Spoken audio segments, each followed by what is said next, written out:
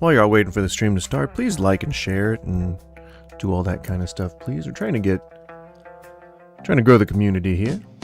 Please and thank you. Appreciate it. Get started in just a moment.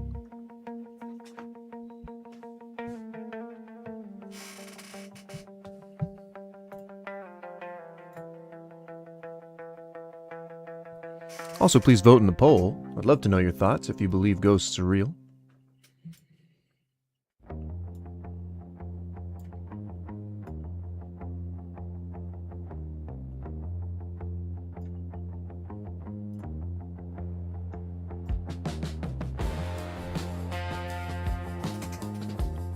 Enjoy the smooth stoner rock tones while we're getting started here.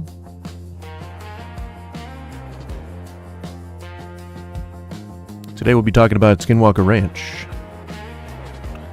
Today we will also be talking about ghosts.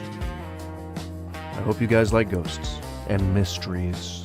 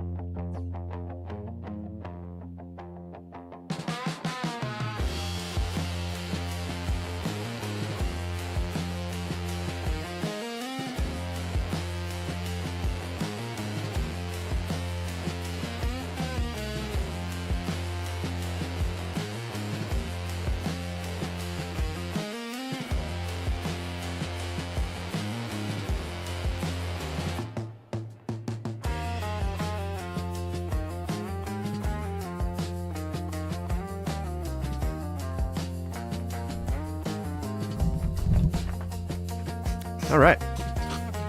Thank you so much for waiting, guys. Thank you. I appreciate it.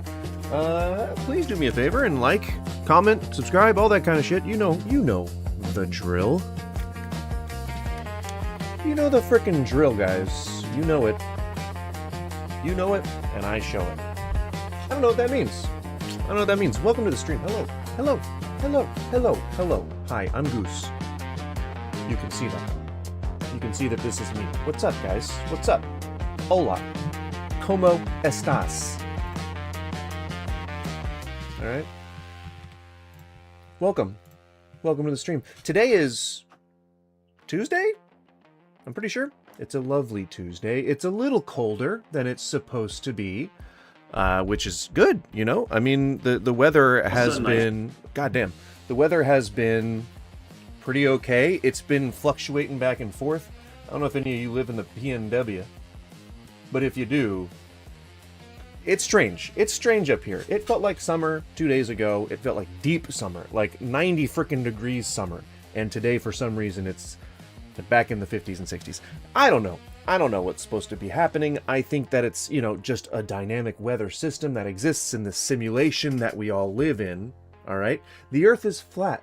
I don't know if you guys knew that. The moon is a hollow base, all right, used for military operations by NATO joint forces against interstellar enemies. I don't know if you knew that. I don't know if you guys were aware of that, okay? But also, pause for dramatic effect, but also, for some reason or another, Skinwalker Ranch is, again, in the modern zeitgeist. I think I had a book over here on this shelf somewhere. The lovely shelf of books. I used to have a book about Skinwalker Ranch. I cannot for the life of me find it. But it's the original one. It's the Curse of Skinwalker Ranch. The one that was like the initial one where people were really getting to learn about the whole situation. It was just after Bigelow had bought the place. But then they started coming out with these TV shows. They started coming out with these documentaries. They have spent the last 30 years bleeding this place dry. The original family left. They're the ones who had like a pseudonym that was used for them in the first like big book that came out about Skinwalker Ranch. And then they disappeared off the face of the earth. They did not want to be contacted anymore by anyone looking for ghosts and spooks and spirits and aliens and whatnot. So they disappeared. They became nameless and faceless, and their book hid their names.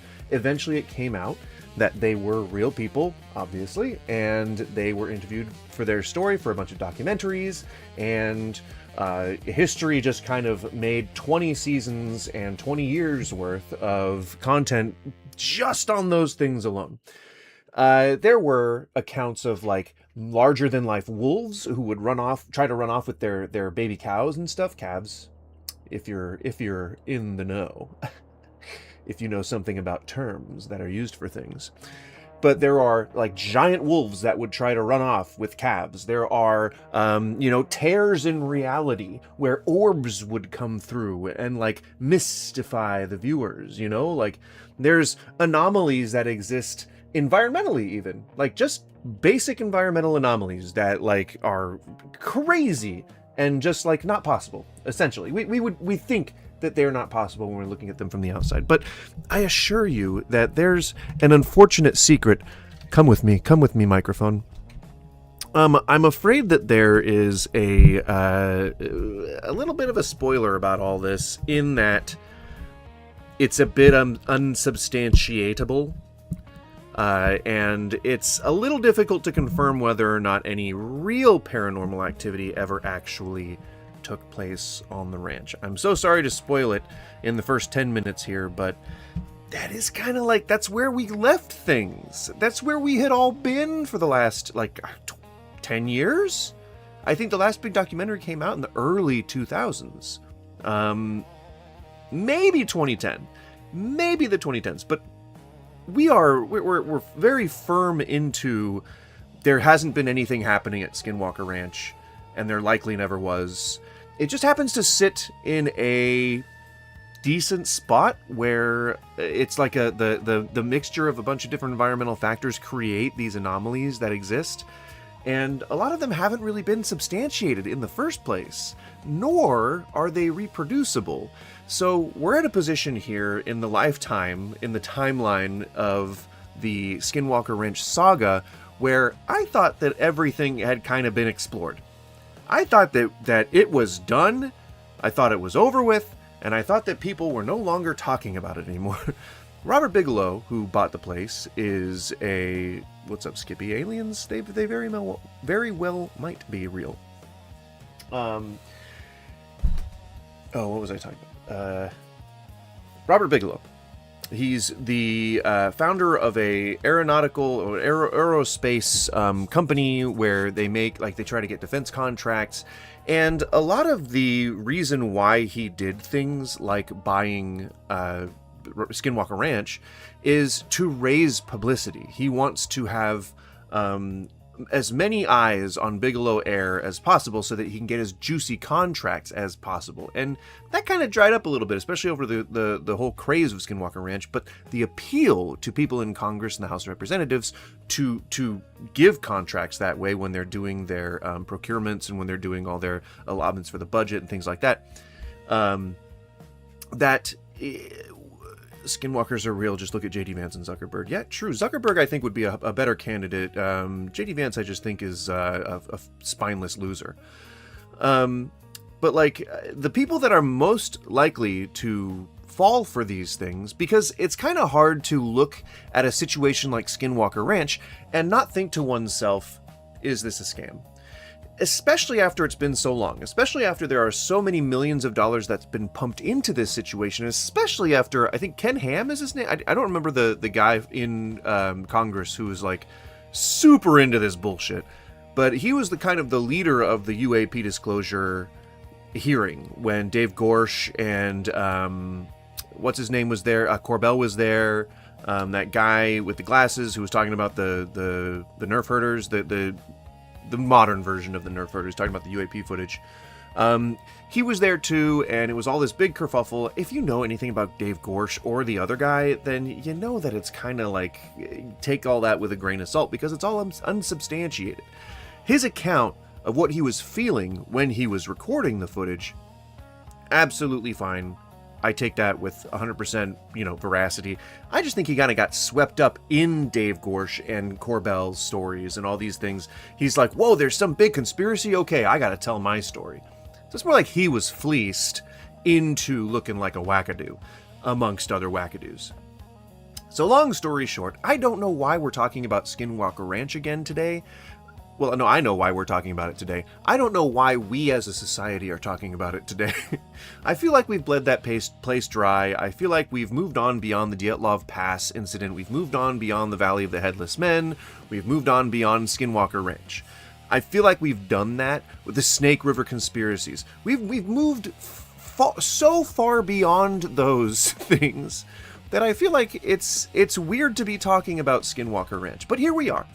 All right, everything else is taking a bit of a cyclical turn as far as the zeitgeist goes. Trends. Kids are wearing baggy pants again.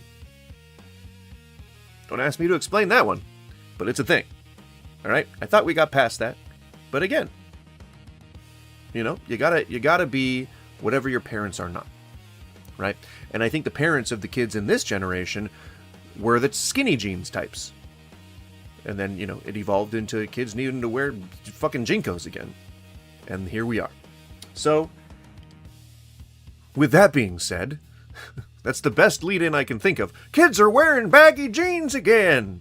I think that's the best lead-in that we ever could have thought to make in order to view this. So, here we are. This is a podcast. This is a podcast called Saucers and Saints. This was either recommended to me by somebody or I stumbled upon it when I was looking at something that was recommended to me by someone. But weirdly enough, the majority of my viewers happen to be Christian. I don't know why, as I often make anti-Christian content. It's a mystery that we may be trying to solve to the end of time. But for some reason or another, I tend to have a lot of Christians in my audience. And the thing that binds these Christians together is their belief in things that are paranormal adjacent or supernatural adjacent or whatever. You have to kind of believe in spirits in order to believe in the soul or Jesus or all the, whatever, the Holy Spirit, as a prime example. And so I don't know. I want to believe. Call me Mulder, because I want to believe. I think that it would be the coolest freaking thing in the world to be able to cast magic spells or to see ghosts, I don't know. It's not a mystery. Most people are Christian in the USA. Not most. About 65%, right?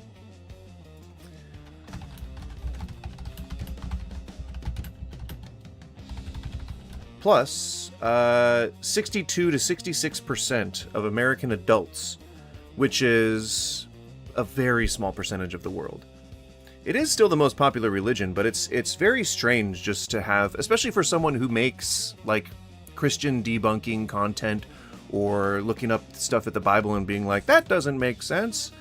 It's weird that that's the majority, you know what I mean? But it's niche. I get it. Niche. I'll fill that niche if I have to. I'll bridge the gap if I can.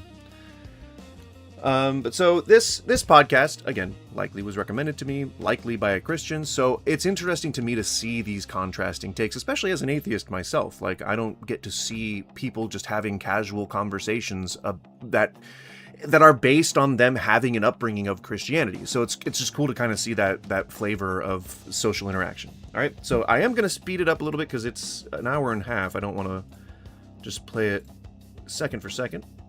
I feel something, and I look down, and the sheets on my bed, it's like somebody's pulling them down, like two hands. Not like your blanket's falling off, but like pulling it all the way down. And I'm looking, and I'm, no. And I just start pulling it back up. I'm like, I can't acknowledge this. So I pull it back up, and this is like a big, heavy blanket. And it starts pulling down again, and I'm like, I cannot. And I just left the light on and just listened to an audiobook and just fell asleep with the lights on, which sounds very childish and very unscientific, but it's like, I'm alone in this building. I don't want to acknowledge this yet. I'm still figuring out what this wrench is. But it was like it was messing with me. So clearly, we're starting big. We're starting right out the gate with something extraordinary, right?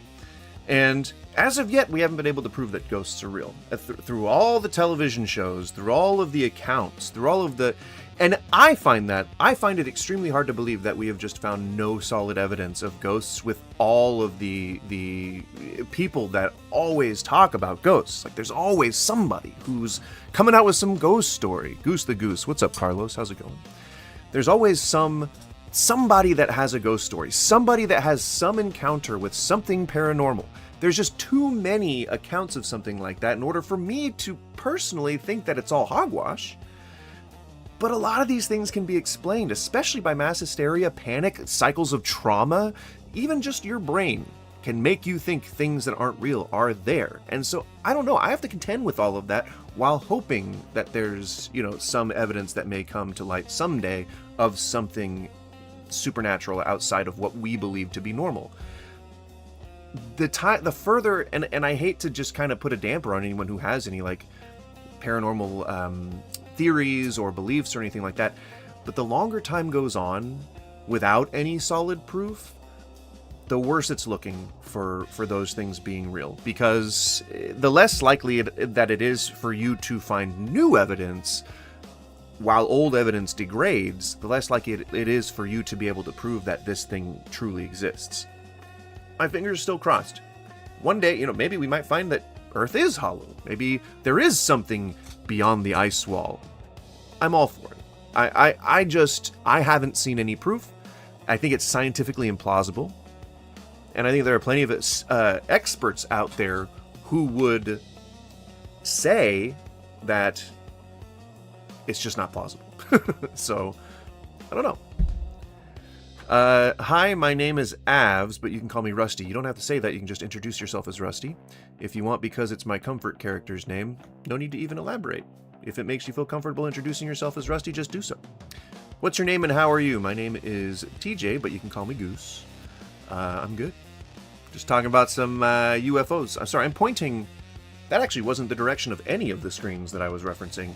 They're right here and up here. So, I don't know where I was pointing. But it was somewhere. Alright? At least we know I was pointing to somewhere. That's what's really important. Okay? Always have a reason for things. Even if it's made up. Alright, so let's get into this. That can't be aircraft. There actually is a large unidentified object circling the Earth at incredible speed.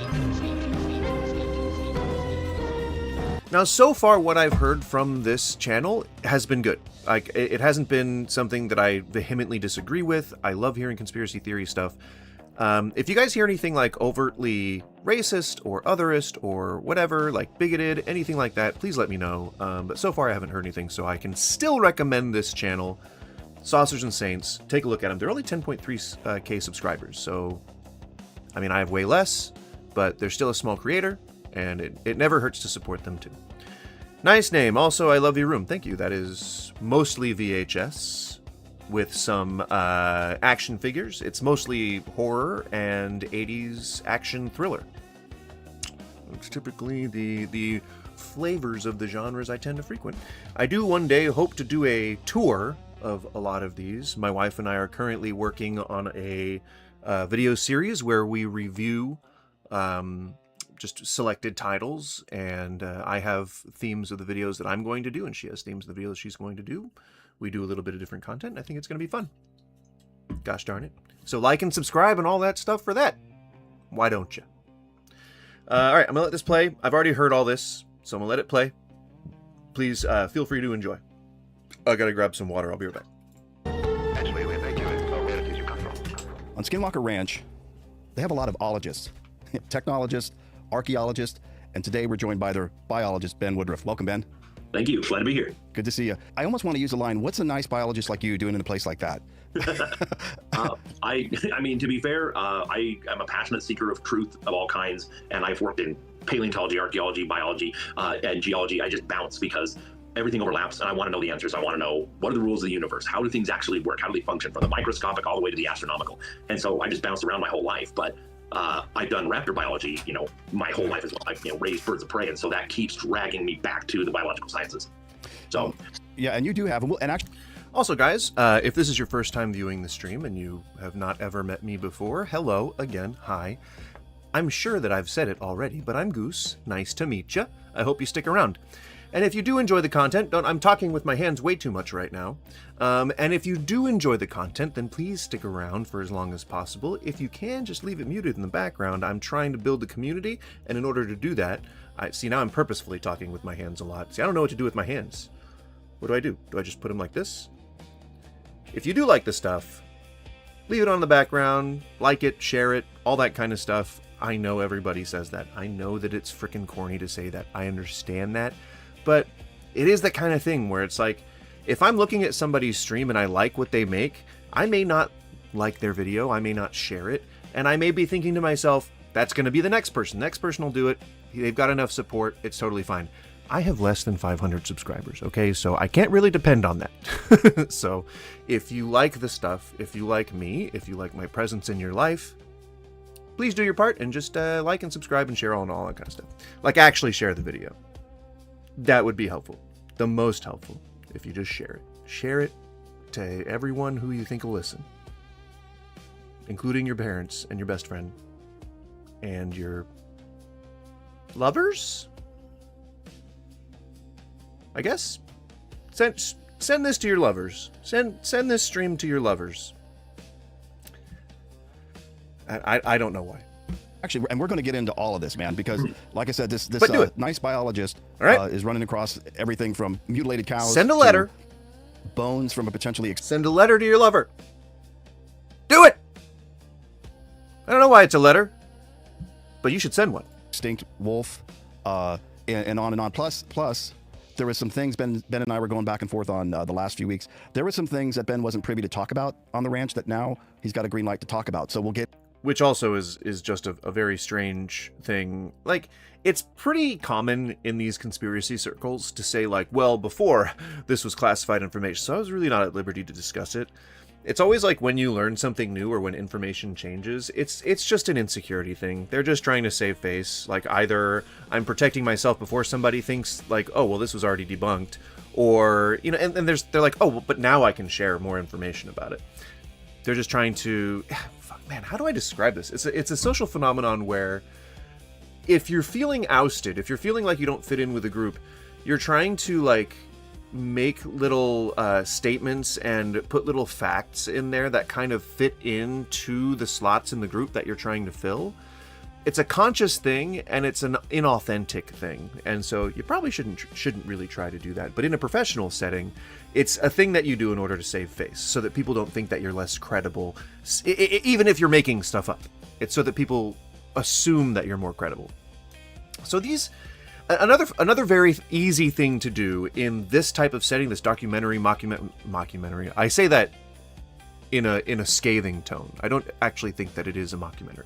But when these things happen, when these podcasts happen, they're talking about conspiracy theories and stuff like that, they bring people on who have this air of authority, who have, like, oh, well, I'm a doctor and I have 3 PhDs and I've, done the studies and stuff. I've read the studies and I've talked to the individuals who also are doctors and have PhDs. But the problem here is that those might be PhDs in, like, physical science, like phys ed, in medical recovery, trauma therapy, things like that have nothing to do with biology or nothing to do with aeronautics or nothing to do with physics. And then they come on these podcasts and they try to sound authoritative when they're giving what is, to my eye, really just their own personal interpretation of what's going on.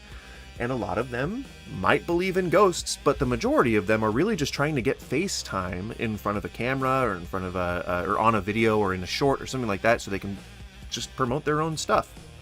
That's the majority of a lot of this, is really just people, like, passing each other around, passing the camera to each other and just saying, like, here you go, you say your part. Here you go, you say your part. All right, you get some money, now you're getting some money. You get to advertise, now you get to advertise, and you get to call out your channel. This is what people on YouTube should be fucking doing to each other. Smaller creators on YouTube should be going around and being like, hey, I like your video, I'm going to help promote you. Like, hey, you should come on to my stuff so I can help promote you. Stuff like that, because the conspiracy guys, they got this shit on lockdown. They are supportive to no end. If you ever go to, like, a flat earth conference, or if you ever go to, like, one of these, there are Skinwalker Ranch conventions, there are the alien conventions. I think one is called Alien Con.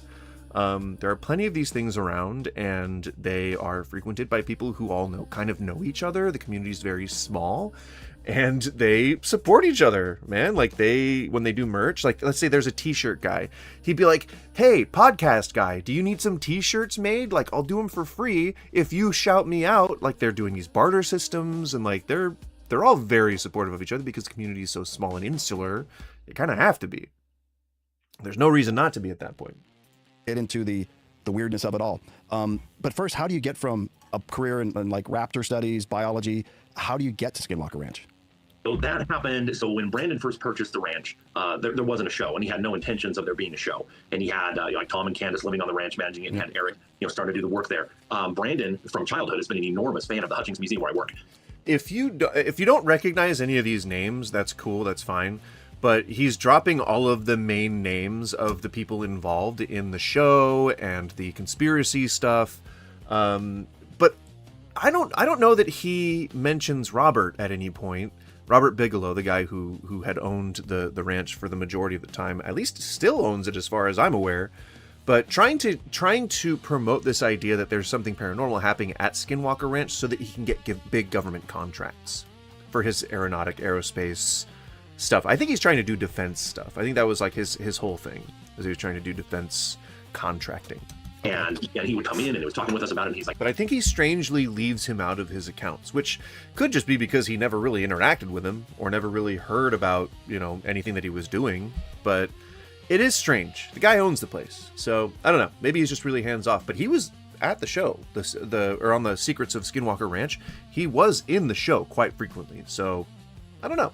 Like, I purchased a ranch. It's a little weird. You want to come check it out? And so I started to go do biological surveys and getting specimens, and I started finding so many crazy things that nobody had. They started filming the show, and it's like I'm finding things that I was there whenever they weren't filming, and I started finding such crazy stuff. They're like, we got to put you on the show too because the stuff's too crazy. But nobody was looking at it. Everybody was looking at their very specific in-depth field that they work in, and I'm like, well, there's all these things, plants and animals and insects and microbes that it's like these are profound, and it's right in front of you. But if you don't know what to look for, you don't see it. It's just invisible to you. So that's how I got pulled in. Yeah, so Brandon. And it would also make it really hard for you to push back against someone who is telling you that they see something because you're not a specialist in that field. Do you see how like they're laying the in the how did I get here? They lay out the foundation for them seeming more valid, for them seeming more legitimate. And it isn't, I don't think, a conscious ploy. I think it's just an insecurity thing. I'll let you know when I think if they're scamming, if at all. I don't think that the biologist guy who he's interviewing is really scamming anyone. I think he just truly believes that there's actual like paranormal shit happening. I think if there was any type of scam, it would be in them being so zealous over this that they are willing to push back against people who try to say that it's not real. And that's just like they're acting as like a sort of antibody to good faith pushback, which it's a powerful, I guess it's a powerful propaganda tool to have someone on your side when they truly believe in whatever message it is that you're promoting. Like the people that sided with Hitler in the World War II. That kind of stuff. Like they're essentially brainwashed. I mean, it doesn't take that much convincing to make someone who's afraid even more afraid. But it is nefarious all the same. Through the relation, Brandon loved the museum you worked at and invited you out to check it out. So what was the first indication when you went out there that there is some anomalous stuff going on? What tipped you So off? the first two things, so when we were driving down the road to the ranch, I looked up and just over the ranch, there were these clouds that had these weird pits, and I got pictures of it, I'll share with you, and just over the ranch. And this is a very... So I really want to steelman the things that he's saying. So I'm going to try and interpret what I think that these are in real time and see if, maybe I can offer some sensical explanation. I am not a specialist. I don't know these things. I'm not an atmospheric meteorologist. I don't study this for a living. I just have seen a lot of stuff. I don't know. I've been a lot of places. But the pockmarks in the clouds seem, honestly, just to be an environmental anomaly. Like, I think the way that air works is not... Like, air is like a thing... It's like water, basically. It's like we're in a giant invisible ocean. And air flows similar to water. It has a lot to do with like wind currents and air pressure and heat. So it's pretty similar in nature to the way that water flows. And so like if you've ever seen these like really flat spots on the ocean, they're called like whales. They're called whale footprints, I'm pretty sure. And it's these little like blubs that's like just a flat plane that looks almost like a bubble that isn't like penetrating the surface, just like a bubble underneath the surface, but it's just like a flat area. It is simply like a water displacement thing where there's a patch of undisturbed ocean where something big is. It could be the corpse of an animal, it could be an animal itself, it could be a small like a rock that's floating underneath the surface. Like the ocean's full of shit. Like literal and figurative. But so, and we just never see that stuff.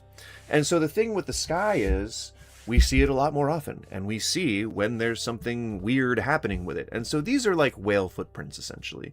If you have a rock feature where it is sitting up in the middle of a national park and there's some wind, like a breeze that flows by and kicks up against this like jutting rock structure, it could send the wind flow up a certain direction that like, you know, gets maybe the air gets hotter. How's it going, XV? The air gets hotter as it goes up, or the cooler as it goes up and starts penetrating the cloud because like it's like changing the pressure or something. Like there's just too many different things that it could be to say, well, I just have no idea how this is happening. It's not, it's like how people like, they think that cloudbusters work because they're just observing normal environmental phenomena happening to a naturally occurring thing like a cloud. That's all that's happening. We can't see the particles in the air. We can't see all this stuff churning and moving and dissipating and reforming. We can't see the changes in pressure. So these things look alien to us. They look weird. And the guy even says, well, I didn't go to school for meteorology. I'm like, well, that's why you don't know what they are. Like they're now, and you're just saying, well, I think it's really strange. It's very anomalous. And it's all because I'm at this place. Common occurrence I've seen in subsequent years is just over the ranch near what we call the triangle. There's these weird pits and cloud formation. Right, if you call it a triangle, then there's a conflux of unexplained phenomena that happens there more than likely. The Valley of the Headless Men is, I think, this is the Valley of the Headless Men in which this is located in. If I'm wrong, please feel free to correct me. But like, if there's a place where for generations upon generations upon generations, people have been describing these weirdly, almost supernatural phenomena that are happening, perhaps it could just be that that's the nature of the place. Maybe there are just a mixture of chemicals in the air. Maybe there's a weird like off-gassing from a subthermal vent, or, you know, like there's just too many things that it could be that are all not supernatural.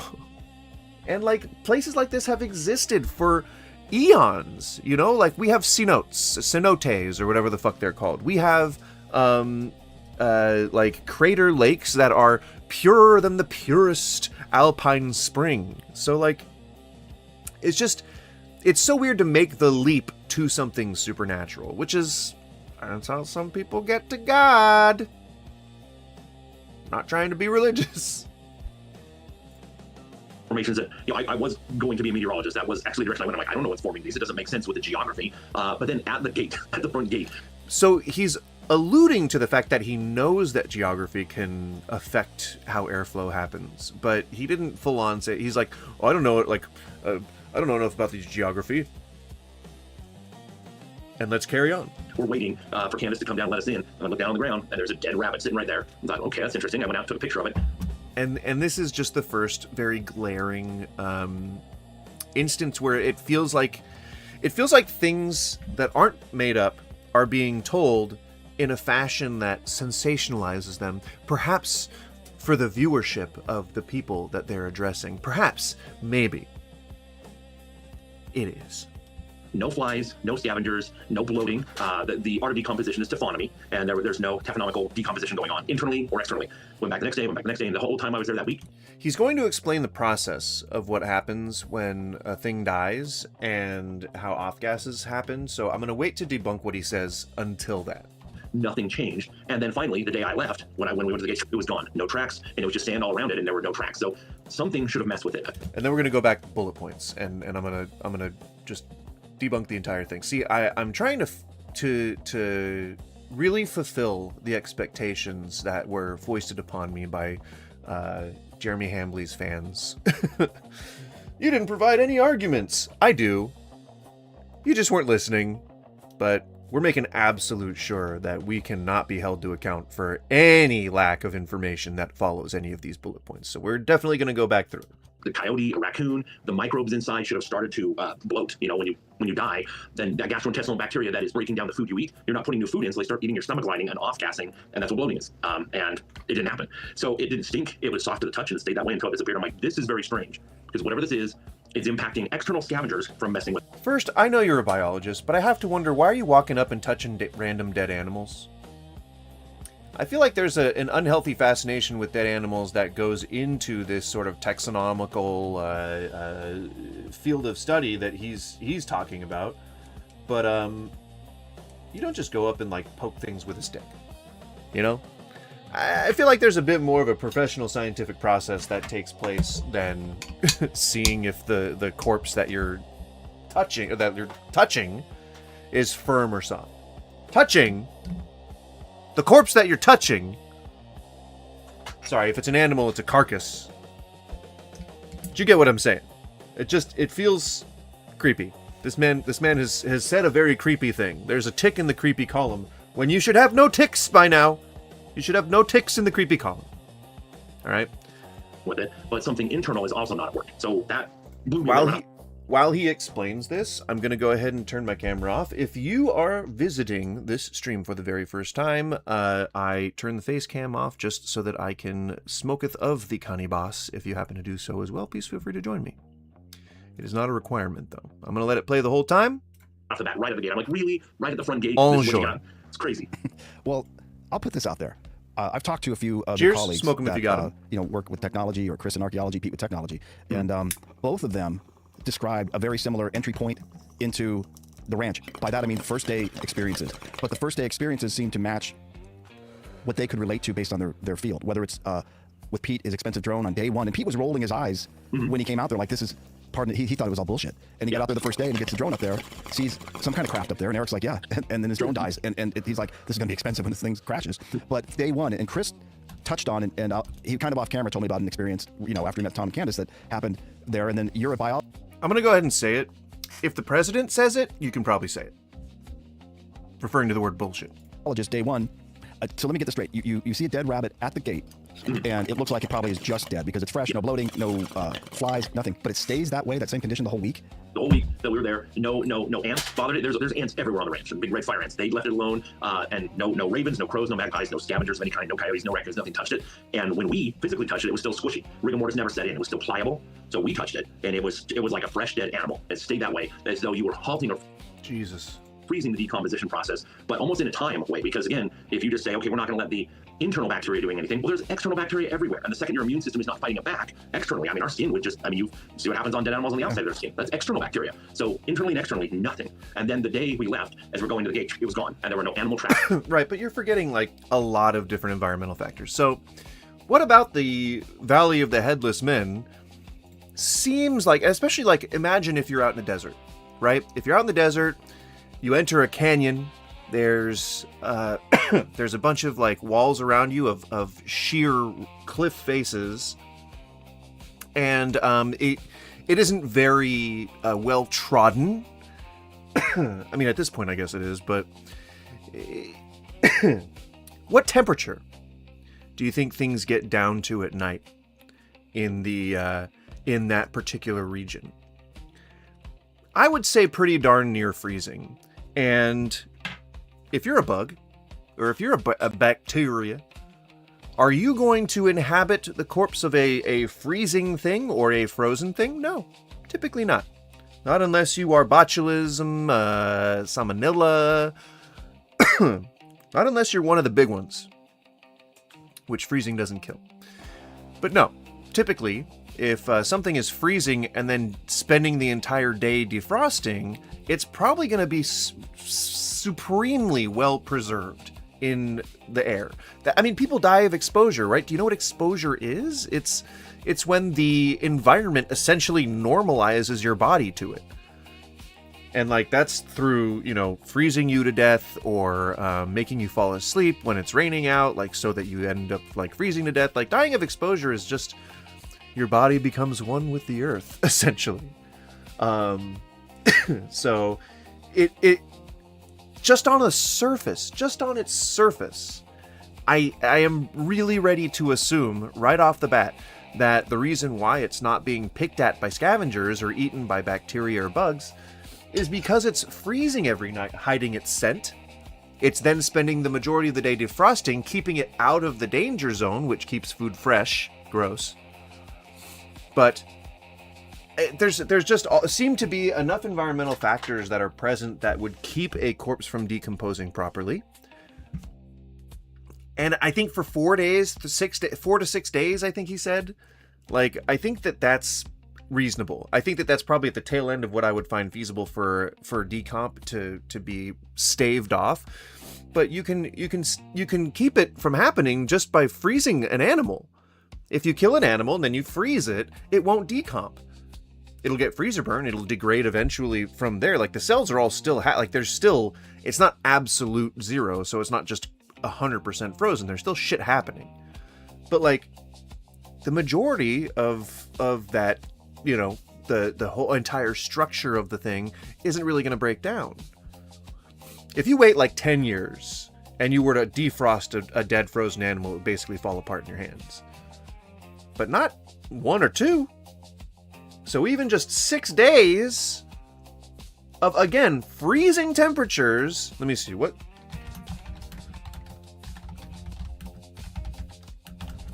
I think it's in Utah. Okay, Utah. What is the nighttime temp average at Skinwalker Ranch? Fucking 0. 0. And does he say when he... Biologist, day 1. So let me get this straight. You see a dead rabbit at the gate, and it looks like it probably is just dead because it's fresh, no bloating, no flies, nothing. But it stays that way, that same condition, the whole week? The whole week that we were there, no ants bothered it. There's ants everywhere on the ranch. Big red fire ants. They left it alone, and no ravens, no crows, no magpies, no scavengers of any kind, no coyotes, no raccoons, nothing touched it. And when we physically touched it, it was still squishy. Rigor mortis never set in. It was still pliable. So we touched it, and it was like a fresh dead animal. It stayed that way, as though you were halting or freezing the decomposition process, but almost in a time way. Because again, if you just say, okay, we're not going to let the internal bacteria doing anything, well, there's external bacteria everywhere, and the second your immune system is not fighting it back externally, I mean, our skin would just, I mean, you see what happens on dead animals on the outside. There's as long as it's not frozen. Yeah, as long as it's a habitable... So, microbes need heat, moisture, and oxygen. I mean, there's definitely some viruses and bacteria and things like that that don't need that. Like botulism can exist in an airless environment.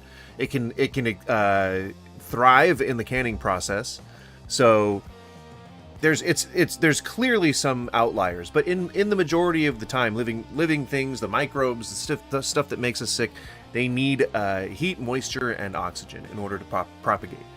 And so, like, if something's frozen, pretty sure Society and I saw a skinwalker or a ghost while driving through the woods near Mount Hood like 4 years ago. See, now that's interesting. It was a half-naked dude on the right side of the road, but he looked weirdly transparent / glowing. It was probably some dude hitchhiking, but it gave me the heebie-jeebies. I mean, hard to say he was a skinwalker. There was oh fuck, man, there was a story about a guy in a very similar fashion to what you're describing in Middle America around, I think, the 40s or 50s, and there was some phenomena that was happening with the moisture in the air that was causing, because he had like a disease or something, and it wasn't jaundice, but it was turning his skin like a greenish yellow, and it was either some supplement he was taking, like how people turn blue when they take silver nitrate, that kind of thing, but it was turning him like a bluish yellow, not necessarily transparent or translucent in any way, but like he would take walks. He was like a military guy or something like that. Or like he was working at he had accidents or something, and he had lost like the sight of his eye. He had I think he was in a fire. He just looked disfigured, and so like kind of like someone that you would be scared of if you saw walking around at night on the side of the road, you know. But like he would walk along the road, and over the years, he did this for like 20 years. Over the years, he became an urban legend. People used to like, they called him that one guy. I can't remember his name, but they called him that guy, and they were like, oh, you better watch out for this guy. He's like a ghost that goes down this one road every night. And people would actively avoid him. Like they would see him, they'd start screaming and like roll down the side of the road. And he eventually embraced it. And he was like, you know, I enjoy what's happening right now. And then he got attacked, and that's sad. But when he recovered, he started doing it again, and he was way more careful about it.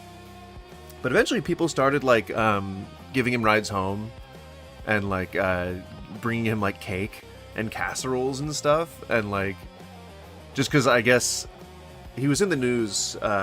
This was, I think, still during the 70s, so there wasn't like internet, so he was not like a viral sensation or anything, but as viral as you can get just through TV or newspapers. But yeah, so as I was saying about Skinwalker Ranch, it is just still very hard to take someone seriously when they themselves know either that they're lying or that they... Honestly, I don't see how he doesn't know that he's lying. I just don't see that he doesn't know that he's lying. There's just too many environmental factors that can affect a carcass when it's left outside. And aside from the idea, like the main ones I know are that if it was frozen, it really wouldn't be able to decomp. If it's frozen solid, like if say this is even from anywhere from like September to frickin' June, it's gonna be freezing temperatures at night. And we're talking like sunrise at like 9-10 o'clock because you're in a fucking valley.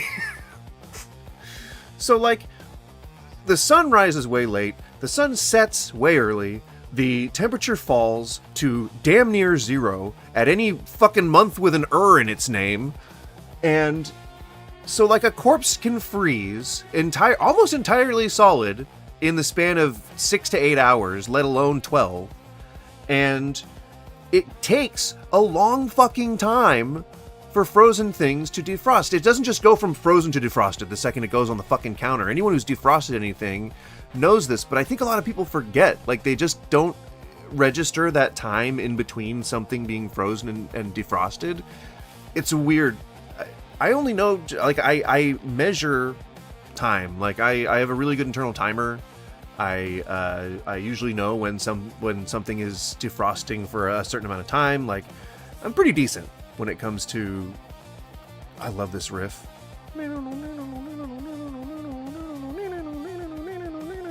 Oh, so good. I love that shit. Cave-In is a good band for stoner rock riffs, if you enjoy that kind of stuff. Oh, and then this, like... Sorry.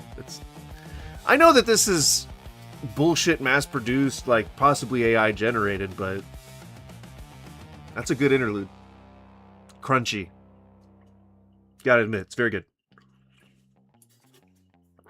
Anywho, it takes like 3 to 4 hours for something to defrost at room temperature when it's small. When it's even like a composite thing like ground beef or something like that, it doesn't take very long. But if we're talking about a full animal that had like guts and shit inside of it, literal shit even, I guess, makes sense, right? That it would take a long time. It would be very dense. It would take a long time to defrost.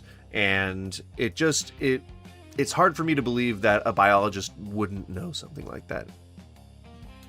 That's external bacteria. So internally and externally, nothing. And then the day we left, as we're going to the gate, it was gone. And there were no animal tracks near it. So it just disappeared. It was almost like Welcome to the Ranch. It's gone. Yeah, exactly. I mean, surely a flying animal could not have taken it.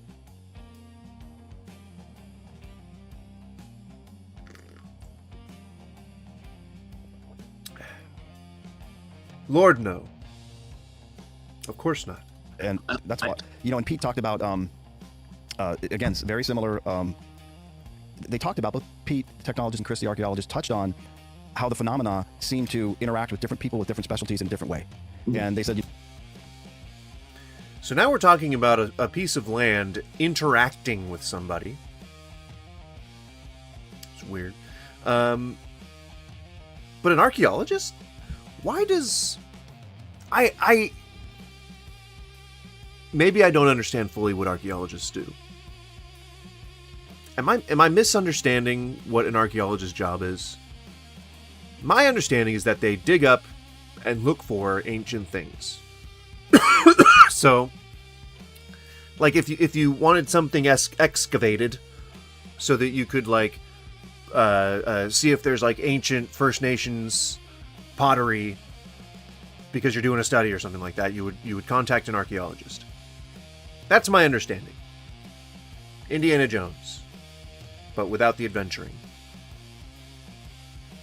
Though he'd probably still punch Nazis. I think any reasonable person would. But point being, am I wrong? I think that's what an archaeologist does. It digs through old things to find old things. Digs through things to find old things. Why do you need one of those on Skinwalker Ranch? I get that there was, like, Native Americans there, but I don't know what more can be excavated in this era that we're in that hasn't already been dug up by the last 30 years worth of people who have tried to find something supernatural about Skinwalker Ranch, other than conjecture and hearsay. Huh? What do you got to say about that, Mr. Podcast Host? What you're seeing on the show is like 1/10, if even that, of everybody's got a story. And there's a lot of people that come and go from there, and most everyone has a story. So now, what year was that happened when you came on initially? See, all these, like, people having stories is great for, like, small towns where there's nothing to do, where all you have is just to tell stories. It's great. You'd be like, well, I heard one time that there was this glowing fella walking down the side of the road doing nothing but having a big smile on his toothless head. He seemed to be floating. Had to be a ghost. It's great. It's wholesome for something like that. An environment where you just kind of have to be making shit up. Like, that's great. That's fine. That's how you pass the time. That's how you don't put a shotgun in your mouth. I think that's a good way to handle boredom. But I don't think it's an empirical approach to anything to just make stories up. But I guess some people disagree in these circles. My brain says like 2016 maybe. It was whenever Brandon first purchased the ranch. My brain says feed me. So I think it was. My brain says 2016. Because but when not with brain food, with like actual UAP like, article food, came out. It was before that. Delicious. Yeah, and that was the New York Times article came out in 2017. Okay, so I think it was 2016. I think it was the fall of 2016. So, yeah, see, in my mind, I got spaghetti on my mind, man. With the recent seasons on TV, right? Like, yeah, but I've got stuff going back years and years before, and most of the stuff I documented isn't on the show, and it drove me crazy. Not because I don't care if I'm on the show. I want answers firsthand. Right. Don't care if you're on the show. Sure. I'm gonna take that at face value, but something tells me you're a bit of a sensationalist, good sir. I can get myself. I don't want an anecdotal answer. I want a first-hand answer. And so I'm like, this is stuff that I can get that myself. I have an agent. And a manager. They're separate people, too. One is my mother. They just need to know this stuff, so they're more brilliant than me. Let them... It's percolating in their head, and it's not getting out. So finally, I think last fall, I said, hey, Brandon, I'm doing a presentation. Good burn. It's more prickly than their head. I'm like, these things have not been in the show. I don't know if you guys are going to put it in. Can I please talk about these things publicly? And all but 3 of them, he said yes. So I'm like, yes, get the information out. That's awesome. And I know you'd mentioned that when I approached you about this. You said it's good timing because you're able to talk about it. So, well, that changes things, doesn't it? Like, we got 10 years of stuff. This will be a 4-hour podcast. Okay. No, it's not. Okay. Oh my God. Oh, he scared me for a second. Oh. I was afraid this thing, I had, like, read wrong, and this thing was actually 4 hours. I was going to say, nope, sorry, we're just not doing that today. Oh, no, sir. No, sorry, Bob. 2016, then, in my mind, is when your entry point is to Skinwalker Ranch, and you have the rabbit at the gate incident. So let's. Oh, 2016. Okay. So this fuck it. It would really help to know what month. Just kind of walk down the trail till 2026. So what's next? So that same first week, we went over to Homestead 2, which is where, even from the Bigelow era, tons of stuff happens there. Tons of stuff has happened to me there that weekend since. But Okay, so it's not Bigelow anymore. That's what I was wondering. So I think he apparently had sold it. I'm guessing to whoever these guys are. Whoever, like, maybe the conspiracists. I don't know, like Redfern or like whoever the fuck would be buying shit like that. But it apparently doesn't belong to Bigelow Air anymore. there's that kind of, I don't know if it's like a well or something, and you can open it up and there's been radioactive elements going on, and sometimes it's flatline. Right next to that, 5 feet away from that well, there was a dead skunk. And it looked like a taxidermy specimen. It looked cute. It was that like little face in there. When we poked it with a stick, it was still soft and pliable. And I mean, can't you just connect those two? If there's fucking radioactive, if there's radiation poisoning happening, that would, I guess, maybe account for that? I'm not sure. Or, like, if they're getting microwaved by whatever, like, mixture of fucking radiation or chemicals or whatever in the air or the water or the environment itself, or maybe it died. Maybe there was some poison on the grounds or something. I don't, like, there's so many different explanations than ghosts. And we thought, okay, well, this is strange. I didn't think anything of it. The next time I went out, like 3 weeks later, it was still there, untouched. I'm like, okay, well, you should have microbes breaking this down. It was there for 3 years. Huh? 3 years. No decomposition whatsoever. And I kept bringing it up. I'm like, Eric, gotta like at least. And I mean, if something's like poisoned, or if something has a certain like disease, like aren't there things like that would cause it to be unattractive to scavengers? And I don't know what the solution here would be in terms of like microbes or bacteria, but it really feels like 3 years is just, you're encountering different skunks, my dude. Like I feel like maybe like there's just pest animals that are, pest animals, but like I think for their camp, it makes me feel like maybe there are like pest animals that are being drawn to some element of the camp itself. But the whole thing is like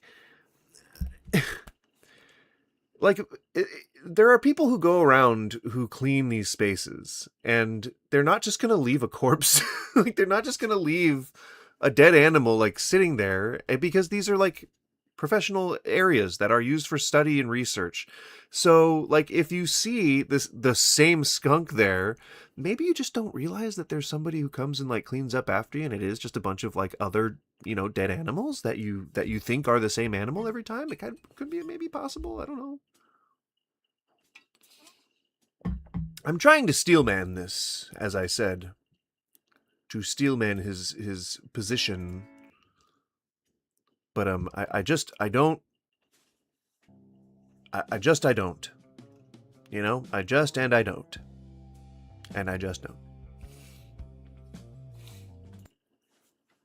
and I don't. Like, film a little blurb about this for our own records. So him and I filmed a little blurb, like, here's a skunk, look, we're gonna actually now contaminate the evidence, we're gonna flip it over, look at it, it's like, it's still intact, still normal, 3 years later. And then the very next day we went out, and it's like, come on, this is ridiculous. It was gone, and in its place was the hand and wrist of a perfectly decomposed, another animal, like something prairie dog sized, as if to say, you think I can't decompose? This is what I'm saying, like, it's likely that you're just seeing the never-ending cycle of life and death that are happening in the desert every other night. Like, maybe you just take your dwelling for granted. You take your circumstances of living for granted, and you just don't know that there are people who go and clean up after you, and that there are just a lot of dead animals around there. Like, I don't feel like it's plausible to say that there was the same animal there for 3 years. How is this not the subject of more study? Are people actually trying to keep them quiet? I'm going to say no. Like, fuck no. I'm going to say most people really don't give a shit what these guys are doing. They're on the like TV.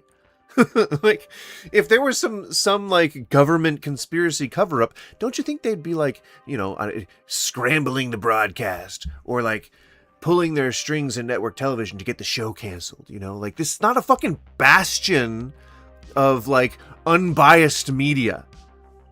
It's like we have to suspend a little bit of disbelief here if we're to take any of this seriously. Here you go. And a tuft of that fur was wedged under a little like split piece of wood on the ranch house there, and it was almost like it was messing with us. And nobody else had been on the ranch. I mean, it was me and a couple other people staying.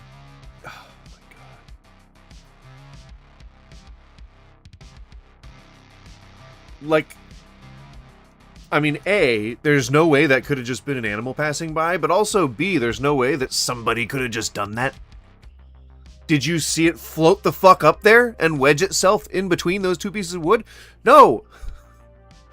You're in a place where people are all the fucking time doing work, and you don't think that maybe someone might manufacture something like this? Maybe like behind the scenes, someone's like either fucking with you, or they're like, we really gotta get this place back on the map.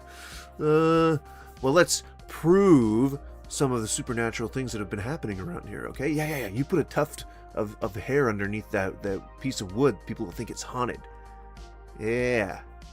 That's good. Do that. Staying, so no. Now let's take our shirts off. I mean, we had gone over there in the middle of the night, and how would they know to do that? So it was 3 years the thing didn't decompose, and then when we document it, it's gone. That's impossible. That's stupid. That sounds crazy. Wrong. I mean, but sharing it. I mean, we did film it, but if somebody doesn't believe it, that's fine. I am just no. You're still getting the money. See, the thing is, you sold out already. If you were credible and you were doing this not for the money, and you weren't getting money from any of these like appearances or any of the fucking talks that you do, then you would start from a place of credibility, and then you'd say, hey, listen, I'm not taking any money for this. Look at that. Hey, I don't care if you don't believe me. I'm not taking any money from anyone, but you are now. And so now you have a lifestyle-dependent motive to lie to people. You can justify it then. If you say, like, well, this is how I feed my family, you can easily justify lying to people. And that's where you lose credibility with me, my friend. That's the breaking point. Just reporting back what happened. Take it as you will, but this is what happened. Pete touched on a little bit about his white whale theory. Yeah. The ranch was, with GPS being all dependent upon time and time syncing, and somehow the ranch has the ability in areas to manipulate time. And everything you've said right now, said nobody with any scientific background ever. Time distortion is not just a thing that happens. I mean, I don't think that it takes me to tell anybody that, but if we could manipulate time, wouldn't we be doing the fuck out of that? Like, it's not that we don't have the equipment to understand what he's talking about. It's that we do, and we haven't found anything. It's that we've done all the tests that you can to approximate whatever the fuck he's trying to claim is happening, and it doesn't produce the results that says it's real. I would love nothing more than to be able to believe wholeheartedly that a tear in space-time happened on one of the ridges and a weird fourth dimensional entity stepped out. I would love for that to happen. I would want to go and have that experience myself. I would want to go and reproduce that. But with bad faith things like this, it makes that kind of, there's no, like, it taints the whole thing. And most of it is just to get money, or notoriety in order to get money. But it's all money at the end. It's fear. I mean, it's fear of losing your status in life. It's fear of losing respect. But that all drives the sneakiness. Is almost like with these specimens you're finding, that somehow. What's up, Sonny Jim? Well, here I am. Welcome to us both. Just around them, time kind of stands still until you make a decision to where you leave or you film it, and then it says, okay, now I'll show you that you're not completely nuts. And it does something like that. So was that the same year, or was that like the next year? Yeah. So when it disappeared on us and had the stuff left over, that was 3 years later. Okay. So a lot of other stuff happened, before that. But finally, I'm like, it's still there. It's still there. Every time I check, it's still there. Nothing's moving it. Nothing's decomposing it. And this is under a bunch of deciduous trees. And every year those trees fall, the leaves begin to rot, and then again those microbes break things down. They make things moist, and there's no reason this thing should not have been breaking down. Even with, he's just adding qualifiers to it. Like, is Is he like going through his own statements and like debunking them in real time? Or hope you're doing well as well. Like what I'm wondering what's triggering these little like self-defense like statements that he's making. And they were under deciduous trees, you know, and they weren't even being affected by external bacteria, like when someone would raise the internal bacteria issue. And then it's like when someone raises the weather issue, they're like, oh well no, it was under trees. In the motherfucker, where? Did you grow a forest there? In the time you were there? Because from what I'm aware, there's very few trees on that property.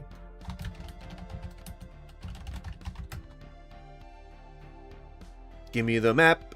Give me the map. I want to see the map. My vertical stream has ended. What? No, it's still going. It's still going for me.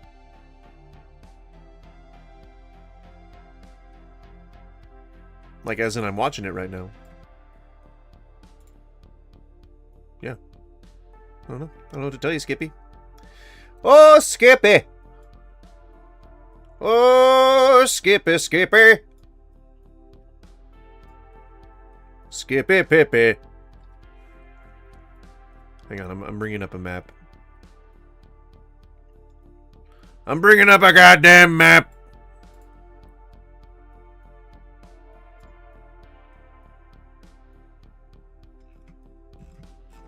Where? Come on, give me the map. You son of a... You son of a pickle. Well, here it is. Here's the... Like... Yes, of course there are trees, but is it under... Like, is it under one of the 20 trees that are on that entire property? Like, it said where the well was, but I can't... I was trying to click on it to zoom in. Maps? Map. Do you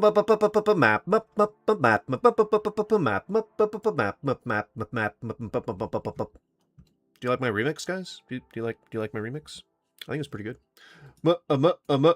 No! What happened? Son of a... Son of a... Bring me back. Okay. So you see what I'm getting at here? Like there's just not a lot of trees. And those aren't like these aren't trees. Like these are I really wish I could. Can I make this 3D? How do I 3D this?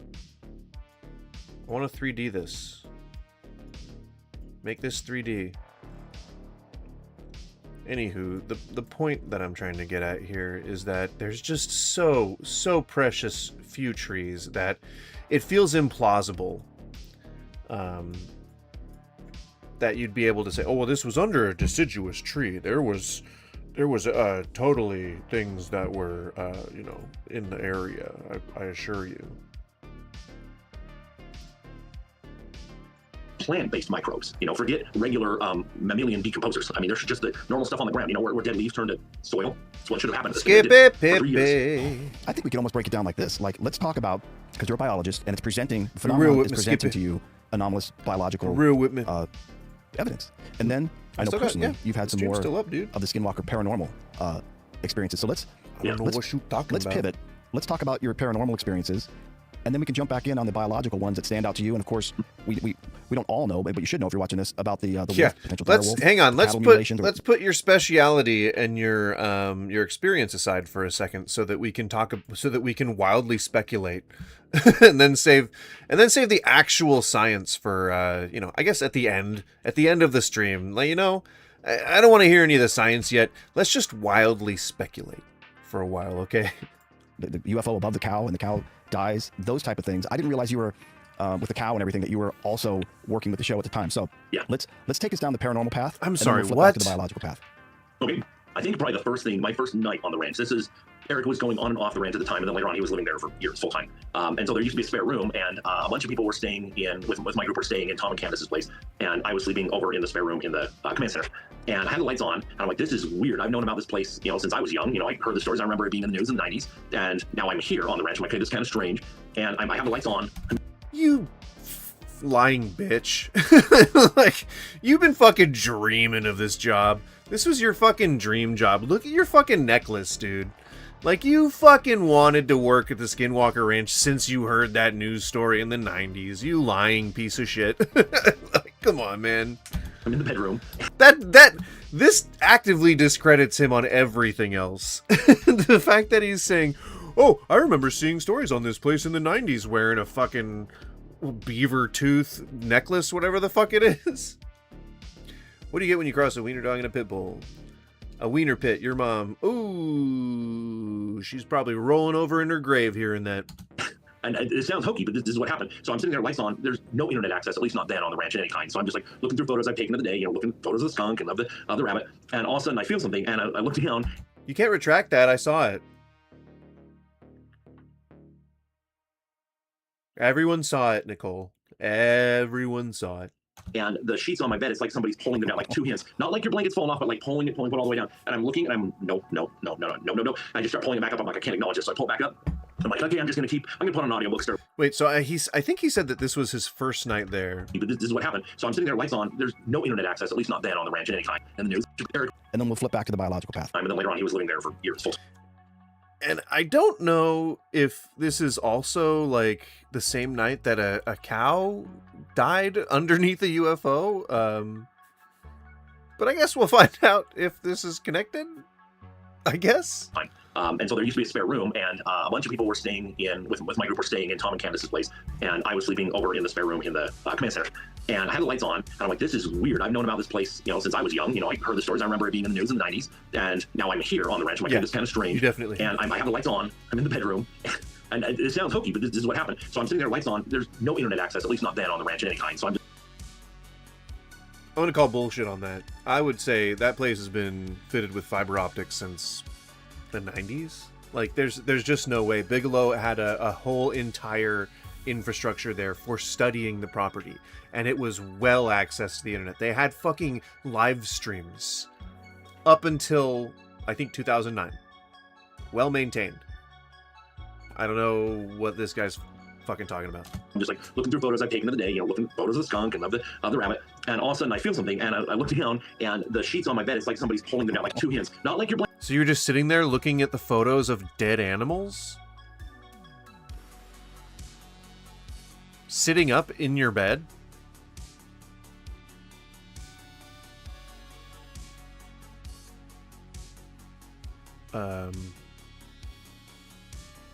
Gross. Blanket's falling off, but like pulling it all the way down. And I'm looking, and I'm... The CIA owned it before the current owner. Really? It didn't go Bigelow, then current owner? The CIA owned it. That had to have been a procurement. That had to have been like, okay, well, you guys can have it, or no? Because they would have had to have been like, oh, maybe Bigelow, because he'd been trying to get the contracts for such a long time. Maybe he decided to sell it to the CIA? But they don't like buy meme properties, I don't know. It would be weird if that was true. Just from a logistics standpoint, just from a why on earth would they do that standpoint? And why meaning like it's just a stupid thing. It's buying the property means nothing if they can just spy on it. No. I just start pulling it back up. I'm like, I can't acknowledge this. So I pull it back up. I'm like, okay, I'm going to put on an audiobook, start listening here. And I look down and it starts happening again. And these are like crummy sheets. It's not like these are slicky, silky sheets or anything. This is like a big, heavy blanket. But this would be the thing that people like you are there to study. So it wouldn't make any sense for him to react in a way that makes it so that he's trying to ignore it. It would be something that you'd want to, like, get your phone out and like take a picture, like get, you know, whatever, like to record video or find some way to analyze and capture this phenomenon as it's happening instead of re-fucking telling it later, making it sound like you might have made it up, Mr. Mans. Blanket, and it starts pulling down again, and I'm like, I cannot acknowledge this, so I just pulled it all up and wrapped it like in between my legs, so it was 100% on the bed and wrapped in my legs. So it's like you're pulling me off if you're pulling them off, and I just left the light on and just listened to an audiobook and just fell asleep with the lights on, which sounds very childish and very unscientific, but it's like I'm alone in this. Yeah, and it sounds like you failed in your job. Your job was to bring transparency and external observation to these. And I mean your job as a team, not just your specific individual job. But like this is the kind of thing where you would have built yourself up to this, coming to this property, knowing that this kind of stuff may happen, may not happen. This kind of stuff, it just is there's a possibility that it might happen. So understand that you might encounter something supernatural. But that's why he was there. That's why I know this motherfucker is lying. He'd been dreaming of this since he was a fucking kid. In this building, I don't want to acknowledge this yet. I'm still figuring out what this wrench is, but it was like it was messing with me. I would have ran like a little bit. And all you have to know, or all you have to do in order to know that I'm telling the truth, is look at his fucking necklace. All right? That's not a man who reluctantly accepted this position. So right. You don't sound childish at all. That blanket comes down 4 inches. I'm out, and I'm like, Eric, can I sleep with you? That. Yeah. Dude, that's wild. So did you? So what do you talk about the next day over breakfast? Like when that happens? Well, I told him about it. You know, I wrote it down in my journal, and it's like, hey, you know, this is, you know. You wrote it down in your fucking journal, you son of a bitch. You are a scientist witnessing a real-time supernatural phenomena in the age, this is 2016, in the age of the iPhone. And you can't record it? You can't snap a little photo? No? You can't even just accidentally put it on your face cam and be like, I'm recording this to save for posterity. And it's just your face the entire time, and you're just because you know, I mean, you don't look old. You probably weren't old back then. So I'm trying to steel man you here right now, but it really just sounds like you're lying.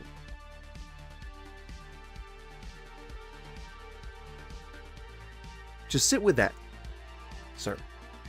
But see, in the early days, you know, I mean, this again, before the show, there was sort of the sense of, what am I allowed to do? What am I not allowed to do? It's a privilege to be on the ranch. Now I'm constantly taking photos and videos. Okay, so in this scenario here that you're talking about in your head, you're a scientist being hired to experiment and figure out and study the biological phenomena that's happening, knowing everything that you know about Skinwalker Ranch, knowing that other specialists are there who are filling their own niches, and you don't think that it's possible that one of them might be able to, or might be able to benefit from you in real time getting them into the fucking room so they can see this thing that they might be able to either explain or that they might be able to save for posterity? Maybe they could have thought themselves like, oh shit, I'm gonna record this! Every angle, everything, 3D stuff. But back then it was like, am I allowed to talk about this? Am I allowed to, you know, to document any of this stuff, or, you know, or even share it? Is this taboo? I didn't, you know, it wasn't really well spelled. That was the goal. That's why you're there. That is why they hired you to be there in the first place, is to document these things. And it may not be your area of specialty, but that's still the goal of the entire team. So yes, why would you be confused about that? You would have signed a contract. You would have signed some kind of NDA or some shit too, probably. That would have outlined exactly what's going to get you in trouble and what's not. You just blindly sign NDAs? A man with that necklace has definitely signed some NDAs. I was invited as a guest to come in, you know.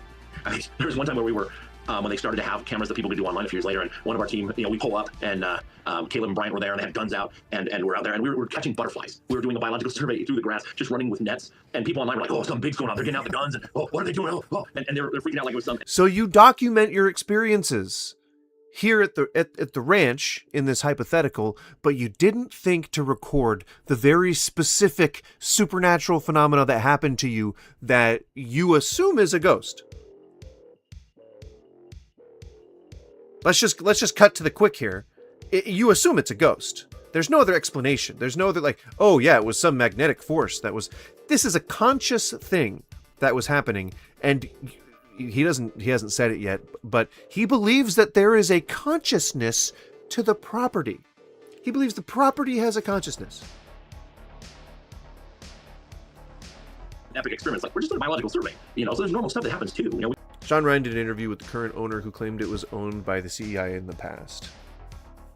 That sounds like flavor text, man. You know, like, I just don't feel like they would own it if they had a way to just observe what was going on, especially through Bigelow Air. He sucked the CIA's dick so hard all the damn time. CIA, FBI, all the alphabet agencies, ATF, OLCC.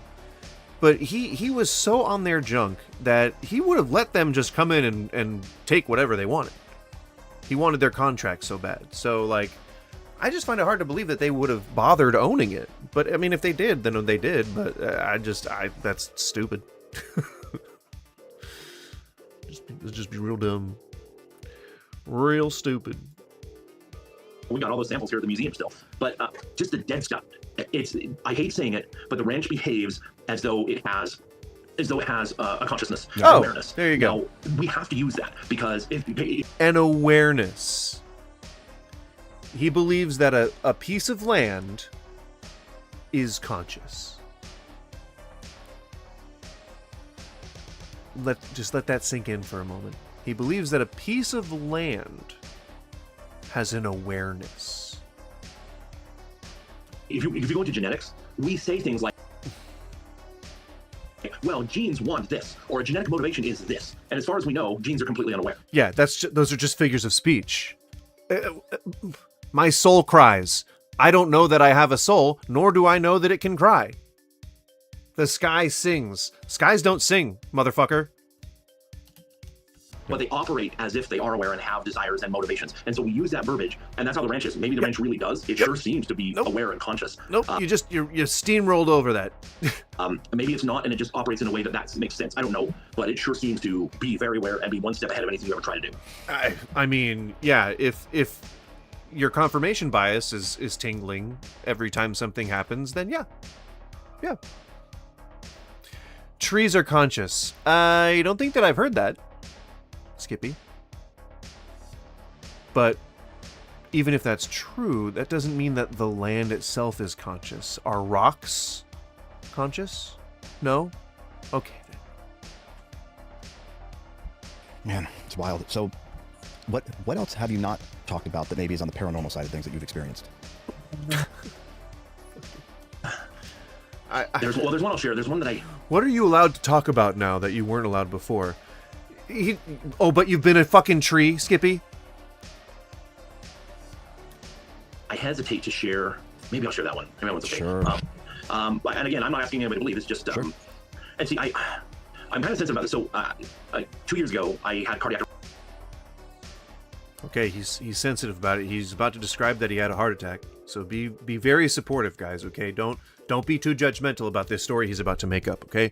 Do not judge this man for this fake story about his heart attack, okay? That is ableist, and I will not take cyberbullying here in this my channel. I was cyberbullied within an inch of my life last night.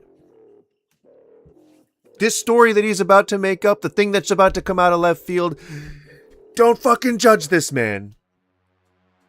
Don't do it. Arrest. I died for 9 minutes. Oh. And literally, and so much so that I was so dead that I had 3 post-mortem strokes. Your blood starts to clot when you die. And they brought me back, and that's a whole separate story. But coming back from that and having to reframe reality, and this story I'm going to share happened before that happened. Okay. But now after the fact, like, I'm really kind of sensitive about talking about things that have to do with reality and warping reality. I realize that your mind...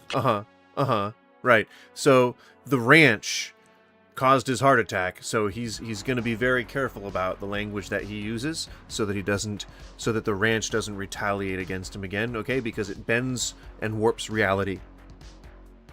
He mentioned that so casually.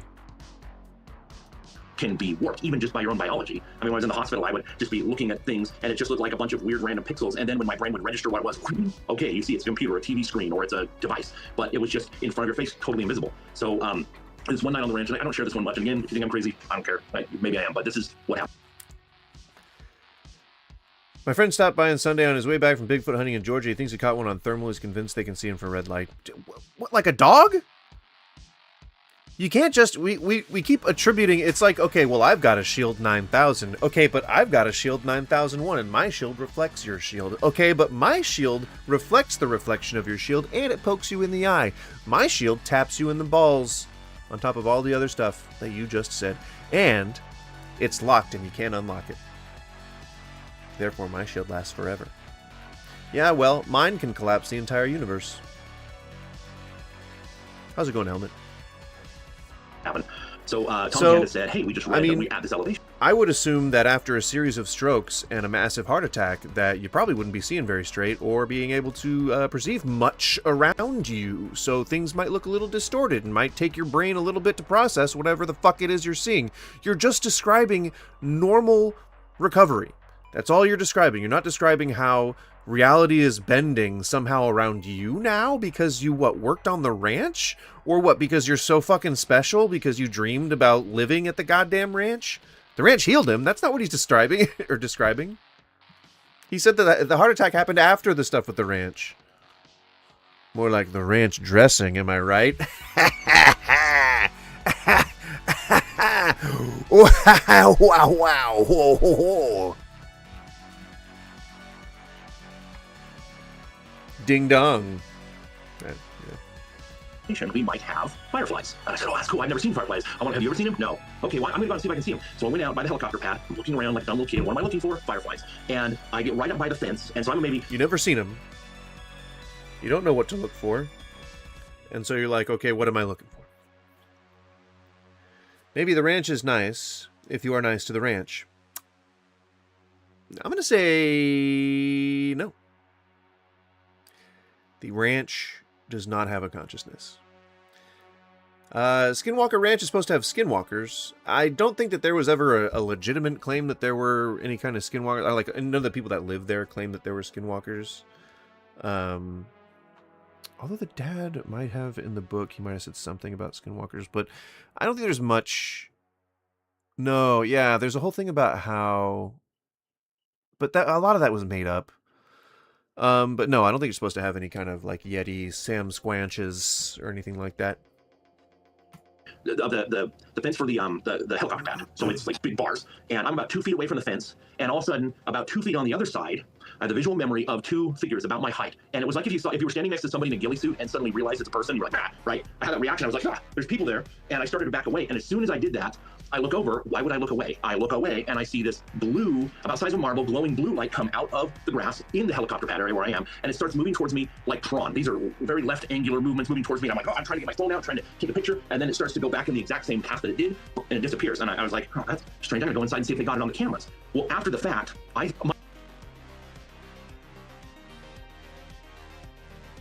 This is like the guys who describe the Philadelphia experiment, like where they talk about how like people were fused into the walls.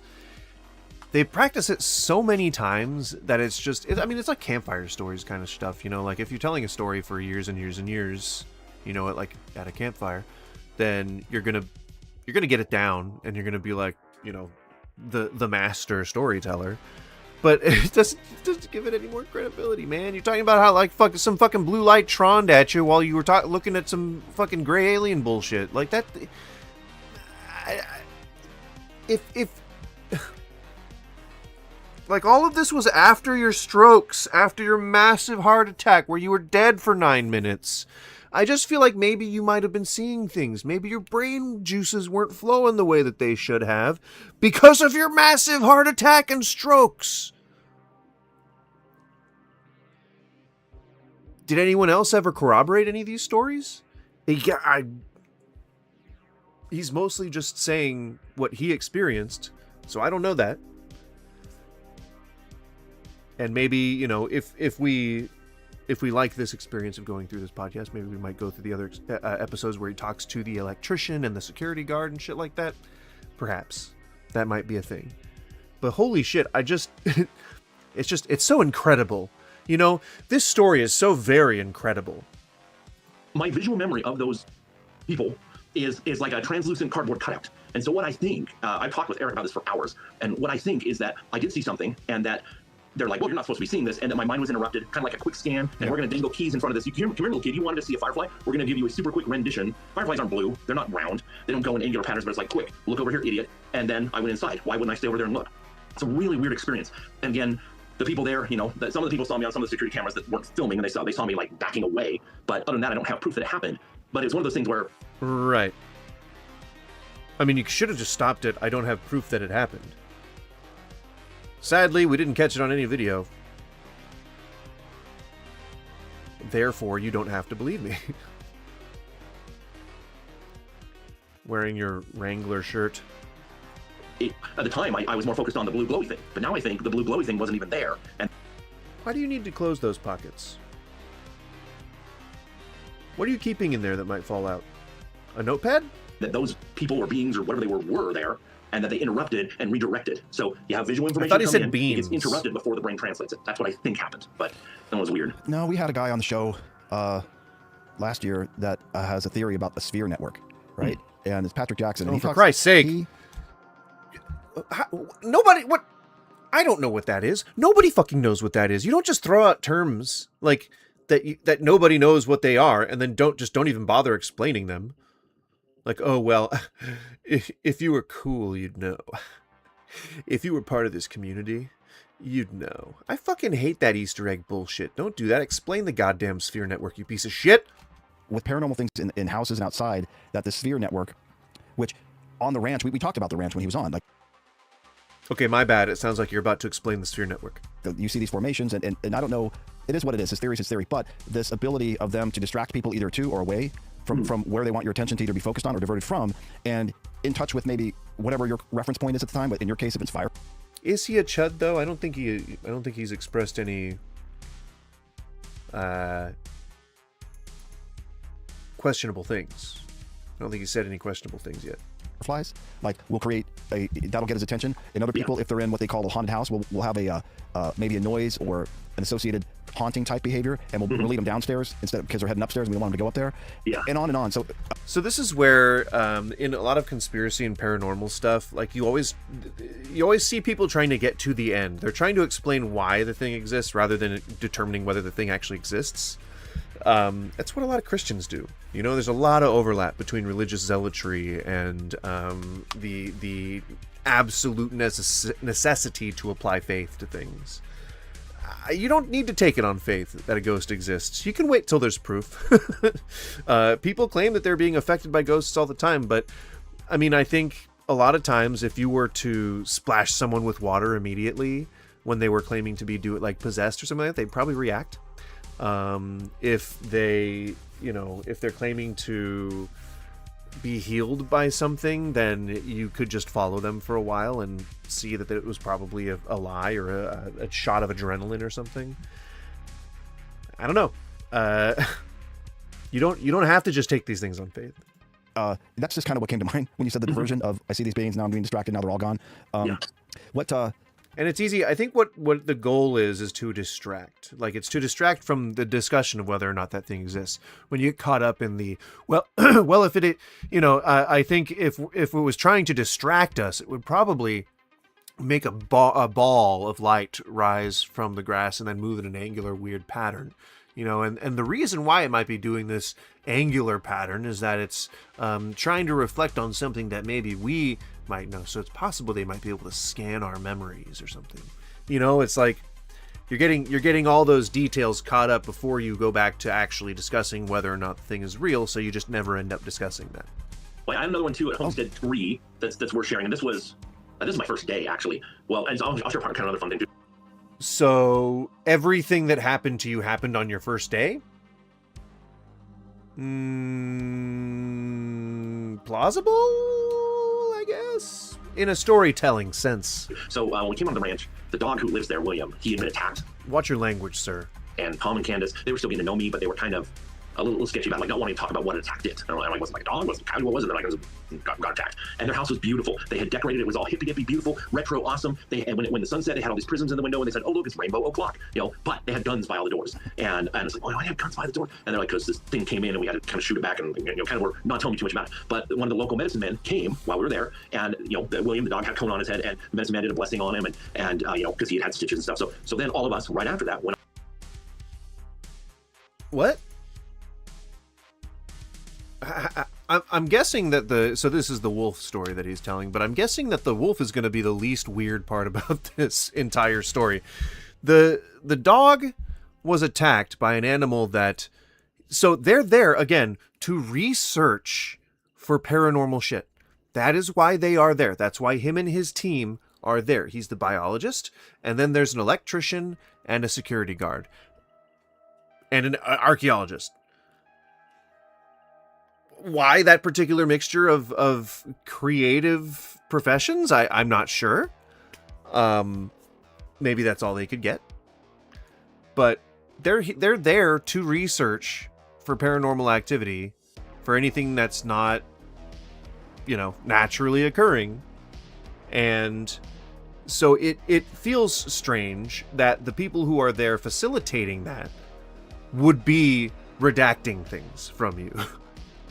Especially if they're trying to prove that these things are real. It's like you're writing a novel in your head and you're trying to figure out these details in real time, but you're not a very good writer. And so when you're talking about this, you're writing yourself into corners, and then you're having to explain your way back out of it by using different logic. Like when you say that the skunk, the internal parasites and the internal bacteria didn't do anything to decompose the body. But any fuckhead could very easily go to Google and say, like, okay, what temperature does it get at night? How long does it take for something to defrost? And he's probably understanding that in real time, because I don't think he's stupid. I just think that he's probably a sensationalizing potential scam artist. But he's straight up lying on a podcast. So yeah, he's definitely a scammer. But you're there to do that stuff, and so it doesn't feel like someone would be trying to withhold information when they're the ones who are trying to get this stuff explained in the first place. So they wouldn't just play coy and be like, oh well, we can't really say what it is. It's a thing, it attacked the dog, and then I guess apply enough faith in something to then have a medicine man come and bless the dog. I hope you took it to a vet. Is all I can say, but because that sounds like animal abuse. And all the way to Homestead 2 and then Homestead 3. And we're sitting there, and the medicine man, Tom Candace, a couple of people were over there by the homestead talking. I was maybe 20, 30 feet away, and I was looking out, and I started to hear the shaman. Voices. They were native, they kind of sounded like Ute, a local tribe. And I speak some Cherokee, which is not a Utah tribe in any way, shape, or form. But I was hearing this, and I'm like, okay, I'm going to... What? So I hear this thing that's like Ute, which is the local tribe, and I speak a little bit of Cherokee, but it's not Ute in any way, shape, or form. This is literally this guy saying, like, I'm 1/34th Cherokee on my mother's side, so I am technically Native American, okay? This is straight up this Irish ass motherfucker. Oh, I've got a bit of the Native American in me. Oh, I've got a little bit of the Native American. Oh, I'm a Native American. I'm a Native American. Top of the morning to you, Miss Squanto. Top of the morning to you. Oh, is that a pox blanket? Oh, I'll wrap myself up nice, I will. So I started speaking. Why did it turned into Welsh? Northern to some extent. Weird. Birmingham. Cherokee back, and all of a sudden those voices they went quiet, and they started talking to each other like, oh, see, where's that voice coming from? Like they couldn't see. So I started talking Cherokee back to them, which he already said is in no way, shape, or form anything like Ute, and so it wouldn't sound any different to them than English or French or Mexican, which is different than Spanish. Don't fucking get me started on the difference between Castillo and Mexicano, all right? Don't you fucking get me started. But Like, it's a different language. And why would they be talking to each other? Do spirits often commune with each other? I don't think we've ever... I think people who describe spirits when they're, like, reliving things like a murder or something like that, maybe they interact with each other, but, like, we don't really see that happening in real time when it's not, like, a memory of something. And so he's talking about a voice that's happening all around him, and when he speaks, it stops, and then they talk amongst themselves. I don't think we've ever even had, like, a real account of something like that happen, like a ghost responding in that way in this setting. Me. And so I'm just staring, and Candace is like, Ben. And I'm like, yeah. They're like, oh, we're so worried about you. I'm like, well, why? And apparently the week before, somebody had been standing in that exact spot and had been looking out that direction and had zoned out and went catatonic and had passed out, and they had to take him off the ranch to the hospital, make sure he was okay. So that's not what happened to me, but it was the same spot. So that was unusual. And, like, drinking spirits is how you possess yourself. That sounds like a limerick, or not a limerick, like a quote, like a philosophical quote.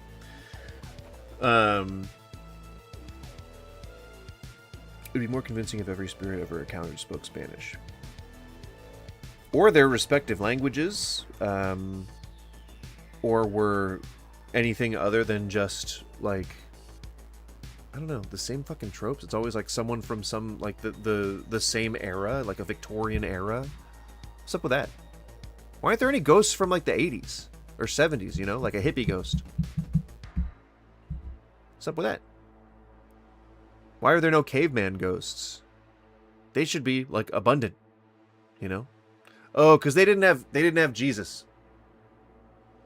When you watch ghost hunting shows, they are Germany and the ghosts are speaking English. Well, you know, ghosts, I think, once you die and ascend, then you learn every conceivable language. Instantly, just like the Matrix. Usual. It was strange. But so what he's saying is that somebody else the previous week had stood in the exact same spot that he's standing when he said he heard these voices who were reacting in real time to him, and they said that he entered a trance, and the guy the week before had gone catatonic and collapsed, and they had to bring him to the hospital. And but he was fine. Is it sounding plausible? I think this doesn't sound made up. Does it sound made up to you? Okay, mildly made up. And I don't know what to make of that. But you'll hear voices on the ranch. You'll hear whispers. Oh, I know. You'll hear talkings, and you'll see these quarter. You know, it's almost like those seeing eye. Remember those, like, in the 90s, those things where you make your eye see over and then it pops out. You know, those 3D things. Yeah, 3D, like 3D glasses on watching a 3D movie. Nope. Magic eye. Kind of like that, yeah. So you'll be looking at something. Magic eye. And then it's like you'll see something from the peripheral vision, which is in the black and white spectrum over here, and then you look and you're not seeing it. You talk to anybody who's been on the ranch and they've seen things walking or moving. Everybody's seen it. It's one of those nonchalant things. That and seeing UFOs.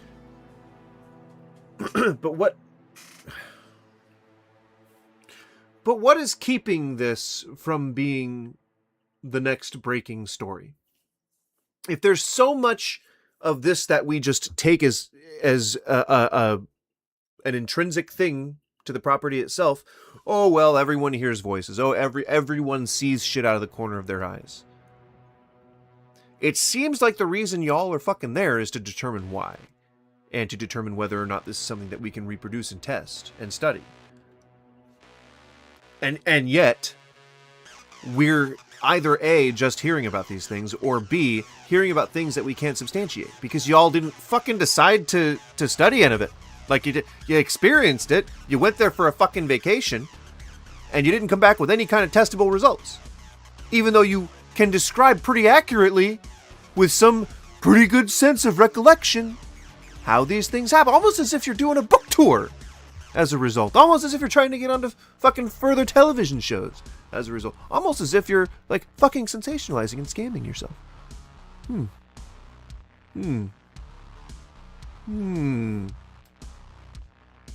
It's that goddamn necklace, man. It's nonchalant. It's like not even a big deal anymore. People are like, well, there's one over there. Those things are not a big deal to people anymore. They've gotten used to it. Then we would have swooped on that shit the fucking second it happened. That this would be like national news. It would be not a dead subject anymore. And like, what, did your NDA just came up? Like, what, the government contract was just lifted? Like, there's no more, like, censorship or government redactions or anything like that? Like, what was the policy that ended? Was it just a simple NDA? Was it just I don't there's no reason to hold shit like this private. There's no reason to do any of that. It really just serves to make things sound more clandestine and more like sneaky and scary and government conspiratorial. Orgies didn't ghostify their souls yet. Do primitive tribes have ghosts? Well, yeah, they don't have Jesus. They didn't find Jesus and they weren't baptized, so it's all going to be just purgatory. Happens so frequently. Yeah, everybody's just hoping to see something once. Yeah. So you mentioned there was one other thing at one of the homesteads. I think you were going to bring up. Well, that was the one was the. Yeah, everyone just kind of wants to see something, even just once. And you guys, apparently, since all of this happened on his first day, apparently he experienced shit the entire time he was there, or it just happened on the first day and then just never happened again. But like, either all you did was experience this all the first day, or you're making shit up, because you had ample opportunity in the 3 weeks that you were there to get any, or no, week that you were there to get any solid proof of any of this, and you just chose not to. She just nah. Who needs it? Who needs it? Christ's sake. The first one I brought up was the one where over by the helicopter pad. That was the biggie. That was the biggie. And I don't like sharing that one much because that's the one that I have the least amount of corroborative evidence of anybody else, other than the people who saw me on camera and the people who. But it's all hearsay. Everything that you guys say is hearsay if you have zero proof to back it up. People's testimony is not proof.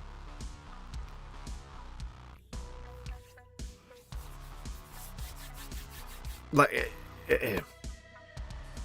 That doesn't. They just don't count.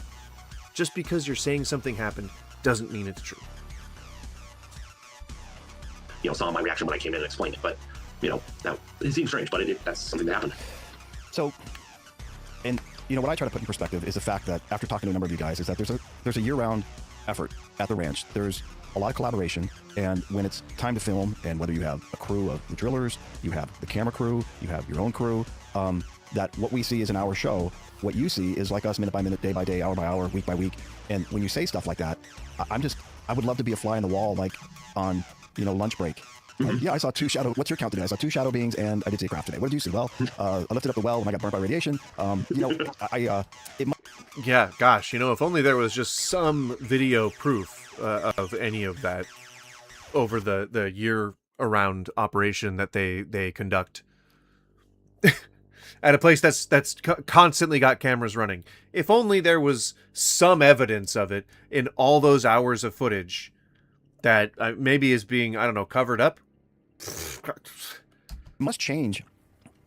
Like when you work with people, that's not a 9-to-5 job. Like that's the water cooler talk must just be mind blowing. And also does it really galvanize the relationships you have with people that you work with out there? Because you guys get to experience something that just nobody else gets to experience. I mean, has it changed your relationships and is it, I guess, deepened? Yeah, I mean, that's how cults start. Yeah, it has. So it's kind of different with the crew versus anybody who's doing experimentation. So the film crew, they're actually incredible people. And with film crews of any kind, usually there's some people where there's some drama. Not this. Like, all the people are tight. They're good. They've worked on, Oak Island and different places. They're good people. They're cool. But most of them are not comfortable with it. They're like, we're having to work here, come here every day, occasionally be here at night. They're not comfortable with the reality of it. So they just kind of like to shoot the bull about it and joke around. If something really crazy happens, they just look at each other. It's like, hey, they're not denying it, but it's kind of uncomfortable. Those of us who are there doing experiments, like, we're angry. We're like, we want to know what on earth is going on. This is challenging our areas of expertise, where the film. So it's just like a group of divorced dads who like gather around and go like, did you hear that? Yeah, let's go. And they're like running in their dungarees. They're like, let's go get this. Or not, they're not wearing dungarees. They're Wrangler shirts, I guess. They're wearing their wannabe Indiana Jones. It's like, how like you see a guy who would cosplay as Indiana Jones, but he's just like wearing the Netbeard national uniform, the national standardized uniform of the Netbeards. He probably thinks he looks really badass because he's wearing like a Tommy Bahama shirt and like a really really well-made traditional fedora, which doesn't look like, it's not really an indie hat. It looks more like he's lounging on a Spanish villa drinking probably mint juleps anachronistically.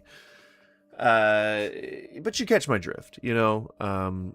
Shirt's untucked, but thinks he looks really professional. Yeah, that kind of, you know, I'm not judging. I'm just saying that's probably the kind of thing. Film crew, they're documenting. Where we're experimenting. So it's different. So, but yeah, we talk about things, and there'll be a few. But like, it's just a group of these guys who are gathering around, like, telling campfire stories and bonding. And I guess getting paid for it. The film crew, where they'll pull you aside and be like, "Hey, that's really," and they'll talk to you one-on-one. But the camaraderie they have as a film crew is like, "We've got work to do. We got to function, filming you guys doing your thing. So we've got to just be in the headspace of we're working. They don't have time to. But yeah, at night, you know, or just sitting around talking. Yeah, at lunch we've had some deep conversations, and the people there doing the experiments. Yes, we have. Yeah, I mean, and that work usually consists of, or the work that the TV crew usually consists of is, hey, we want to make this look more spooky. So do this a certain way. Make it inconclusive. You know, instead of saying no, there's no evidence, can you just make it really inconclusive, make it sound like a mystery? Have the absolute deepest and most profound of conversations, and spiritual conversations, and scientific conversations, and yeah, and it has brought us very close together. Nice. Well, let's do this. Spiritual conversations. Let's make a pivot. We'll pivot to the kind of meat and potatoes of the biological anomalies that we have seen on the show, but they're pretty dramatic. And so I'll let you start where you want to start with those. I'll share one that I haven't shared anywhere else that I can remember, and they're never going to put it on the show. I know they won't. One of the ones I found was there's a planet called Right. Of course. The story that I'll tell you, a really one that I personally remember, but you won't see it on the show because they are covering it up. I know I said that for every other substantiating reason why you couldn't see any proof of what I was saying, but it's a good excuse. They cover up a lot. They being the government, supposedly. Desert trumpet plant. It grows in a mathematically perfect way, and I've even written out the formula for its growth patterns. Like if you were a computer coder, you could put it in and generate. And we found this one part of the ranch over the east field. Then it would grow. I don't know why he felt the need to add something for no reason. That didn't make any sense, but that's where we are. Grow, and then once it hits this level, I don't know if it's radiation can mutate DNA, but that third growth would just like this nasty, gnarly spiral that went everywhere. And all of them in the east field were that way. Next year, they weren't. So that may be nothing. We don't know what did it, but that's something worth mentioning because we never talk about it. Radiation doesn't make Blinky. Like, I don't know who needs to be told this, but radiation doesn't turn... Like, there are birth defects that can happen with excess doses of, like, certain types of radiation, but that's over, like, decades and decades and decades. Like, you would have to... I don't know. I don't think it's radiation necessarily. I think it's more like microwaves and, like, the way that environmental factors play a role in child development. Like, including chemicals in the water and, like, what you're putting in your own body and shit like that. It's not living near a nuclear plant that, or working in one that causes people to be born with, like, extra limbs. That's just not really a thing that happens. Your mom smoked and drank while you were cooking. Weird that you refer to it like cooking, but makes me feel like, you were standing in the kitchen next to your mom while she smoked and drank while you were making like pasta or something. And you're like, Mom, come on, get out of here with that smoke. Come on out of here, Mom. I can't cook. You know what I mean? That's what it makes me think of. Plants. The cow, that one, they said, hey, we had a cow die, and then come to find out, no, you had a UFO appear over the cow, and then the cow buckled and died. That's pretty bold, and I don't know why we're not talking about that more. I mean, in the daytime. Yeah, it's almost like there's no evidence that it ever happened, and people are scared to mention it for the fact that they may be fact-checked. On camera, a UFO appears over the cow, and the cow buckles and dies, and then they went and checked it out, and it did have some, radiation, and then it didn't later on in the day. But they had become, I don't know, a few weeks, a month later, and it had decomposed, which I gotta pause. One of the things that I found, I wanna know what the rules of the ranch are. We don't know. But one thing seems to be, if you're coyote to small, deer-sized or smaller, you don't decompose normal. If you're bigger than that, you follow the rules more so, like a cow and elk, then they will. So yeah, see, another thing that he's doing to try and make it sound like what he's saying is true. Yeah, and it's so weird that they would, that the cows would decompose, because that's the actual proof that they have is just some cow mutilation, that pictures. And they're like, we know that that's absolutely true. But it's actually animals that are under that size that don't decompose. Could it be because big, squishier things are more difficult to freeze in the below freezing temperatures? Perhaps. Less dense, more fatty. Started to decompose, and they're like, "Hey Ben, come give it a check out, give it a look over." And when I came, that's when I found the tooth marks through the rib that matched either a dire wolf or a jaguar, which they didn't mention. We filmed it, but what? Okay. It's either a hippopotamus or a Tyrannosaurus Rex. What the fuck kind of biologist are you? Where's the archaeologist? It's on the dire wolf part. But what they didn't show is that the tendons had contorted the entire skeleton in what we call in paleontology the dinosaur death pose. So mammals, when we die, we go into the fetal position. Our tendons pull us in, including a cow. But dinosaurs, they would spiral backwards. That's what this thing did. And I'll send you pictures over it. Like, and we filmed that, but they didn't put it in the episode. I'm like, this doesn't make sense. This is not normal decomposition. What? So how? So the cow was just dead, like, because he said that they witnessed this happen, and at some point, like he said, the cow just buckled over and died, and this is the next picture that you see. This is just the next frame. It's like you're watching this in a slideshow. You're watching the UFO go over it and a beam shoot down. You watch the cow go wah, and then fall to the ground, and then this is the next picture. What happened in between all that? Of course this is not normal decomposition. The skin just blinked away. It became immediately transparent, and the bones became picked clean and somewhat sun-bleached. And it wouldn't just decompose in the same fucking position it died in.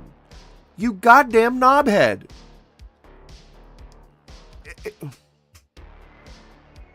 So as it's sitting there, bloating and unbloating and then freezing and unfreezing and going through rigor and then going back out of rigor, being picked on by scavengers, being eaten alive by bacteria and things like that, it's not going to like move around or be dragged around or be torn apart or anything like that. Just a thought. This is not normal taphonomy. This is breaking the rules. What would do this? I don't even have a theory, but it breaks all the rules of decomposition on large mammals. Oh, it breaks all the rules of decomposition on a large mammal? Oh. All right. I bet he's going to substantiate that somehow. So I'll send you pictures over. It's nutty. It looks tortured. You know, and to the untrained eye, which, unless you're a biologist, we all are untrained in that area, we might not think anything of that. No, you guys are banking on that, but people who don't believe this stupid bullshit probably don't know more about biology than that guy who's scamming people. Dead cow, right? And clearly not know what to look for. But I do remember the tooth mark through the rib, right? And I think, and again, all I remember is that it was, dire wolf was the only thing they wanted to talk about. But you're saying that it also could potentially match a jaguar, which clearly Utah doesn't have jaguars, right? Yeah, or it shouldn't. But now we've documented one on, so we can get to that in a bit. Okay. But so I measured the tooth size. What? So Utah now has a jaguar problem, apparently. And then I had a wolf tooth, I had a bunch of cavity teeth, I had a black bear tooth, and I took the next rib over. So here's the rib that has the bite. I took the next rib over as well. And I've got them both. And I took a drill press. I didn't turn it on. I just used it to to test how much pressure to go through. And every tooth would shatter going through it. I didn't have a jaguar tooth. I didn't have a dire wolf tooth, but every tooth would not bite through it. Where are you getting all these teeth? Do people just send you teeth and you just use these in your experiments? I would assume not. I don't think that's a thing that people do, is just try to use an animal tooth to mimic a pattern of something, especially if you think it's a dire wolf. Why do you go immediately to dire wolf? Why is that the first thing you think of? You're a biologist, so you just know what animal bite patterns look like? I would assume that's a zoologist or a zoological biologist or some bullshit like that, I don't know. Forensic dentologist? I don't know. You'd have to. I don't know. But not just a biologist. So as carnivores, Usually they eat something whole, but if you're getting to bone, you break off pieces and swallow it so you can get the calcium and the marrow out of it. You don't just bite through a bone. You don't puncture through it. You use these side teeth. You don't use the front teeth. And that was a canine tooth poking all the way through. So I said, hey, it fits size-wise. It doesn't mean that's what it is, but it fits either a direwolf or a jaguar.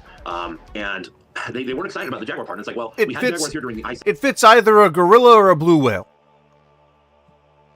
You're just throwing things out there, man. Age. That's worth noting because there are claims that Ice Age animals appear on the ranch, and like dinosaur type things. When I first got on the ranch, they said, "Oh yeah, we don't like talking about it, but there's reports of a dino beaver, like this beaver that was just like massive." And I'm like, and the next time I came out, I brought this. I'm like, yeah, those are real. This is Castorides. This is like a 250, 300 pound beaver from the Ice Age. It's a recent extinction. It's something that would have lived on the ranch, 7, 8, 9, 10,000 years ago. Obviously they should be extinct. Nobody's seen one. But if you had a portal opening up, could you have something like that going through? People during the like what is the orb system? And second, where are these portals coming from now? Like, you're just mentioning portals like they've always been there. Like, we just know that there are portals opening up. And then offhandedly just mentioning that Ice Age animals are somehow a part of this now too. Like, what? Why are we going off on all this extra shit? Like, just tell me one of these things exists first. That you have like good evidence that one of these things exists first before you move on to the next thing. Well, if we have portals opening up, how did we know we have portals opening up? I want to see the portals. I want to know that the portals are opening up. You tell me the science behind that, Mr. Biologist. The fuck?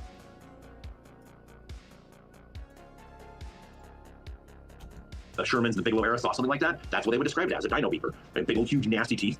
I mean, you've got to be open to things. And if you find something that shouldn't be there, is it there because it's coming through a portal, or is it just like the coelacanth fish? We thought it was extinct, turns out it's not in this one region. So we have to open up that.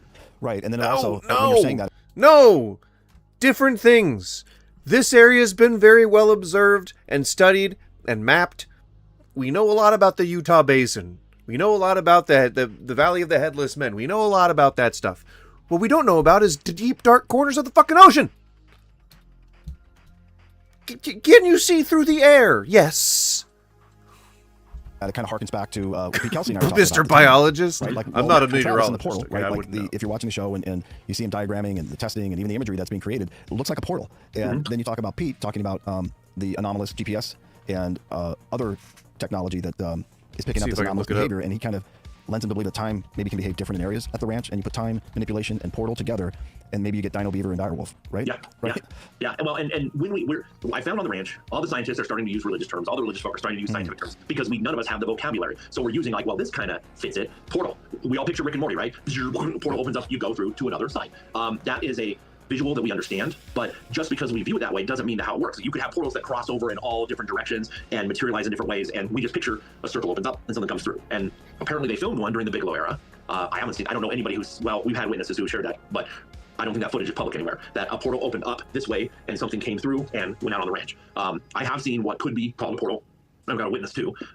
Charlie Larson and I were on the ranch, and we went out to do some astrophotography. And so we're between the Homestead 1 and Homestead 2. And we put our cameras out, we're taking pictures. I couldn't find any portal pictures. But no, that's not a thing. Like, that was the, I think Rob Bigelow was there at the time. But he was describing how someone had footage of it. There was no actual footage of it. Like, nobody released any footage. Like, if this shit was real, don't you fucking think this would be the first goddamn motherfucking thing that people would be goddamn putting on the goddamn internet? Goddamn it! But also, don't you think that, like, if there was some government cover-up that, like, there'd be leakers by now? There were leakers for all the other classified shit. Like, the whole, like, Robert Snowden thing was about him leaking, like, all the shit, like, that was happening, like, in government secrets. Like, that's what was happening. That's what, like, somebody's gonna leak something when it comes to these big fucking cover. There's no way that thousands of people can be complicit in the same lie. Compartmentalization does not work that way. It will not work beyond a certain point. You can keep a certain amount of people quiet, but eventually you're gonna have to start murdering. And a lot of the people that work in the government are not mysteriously disappearing. Oh, they are, and that's a weird conspiracy. That's actually a conspiracy. That's weird. There are some pretty knowledgeable about government secrets people who are just disappearing off the face of the earth. There's a congressman who's missing. Or senator, I think. Like, it's pretty weird. And I mean, the answer to conspiracies like that are usually just enemy nations who might be trying to kidnap and steal state secrets from people. But the fact that that would be going on would be fucking scary. I honestly don't think that's what's happening, but it could be.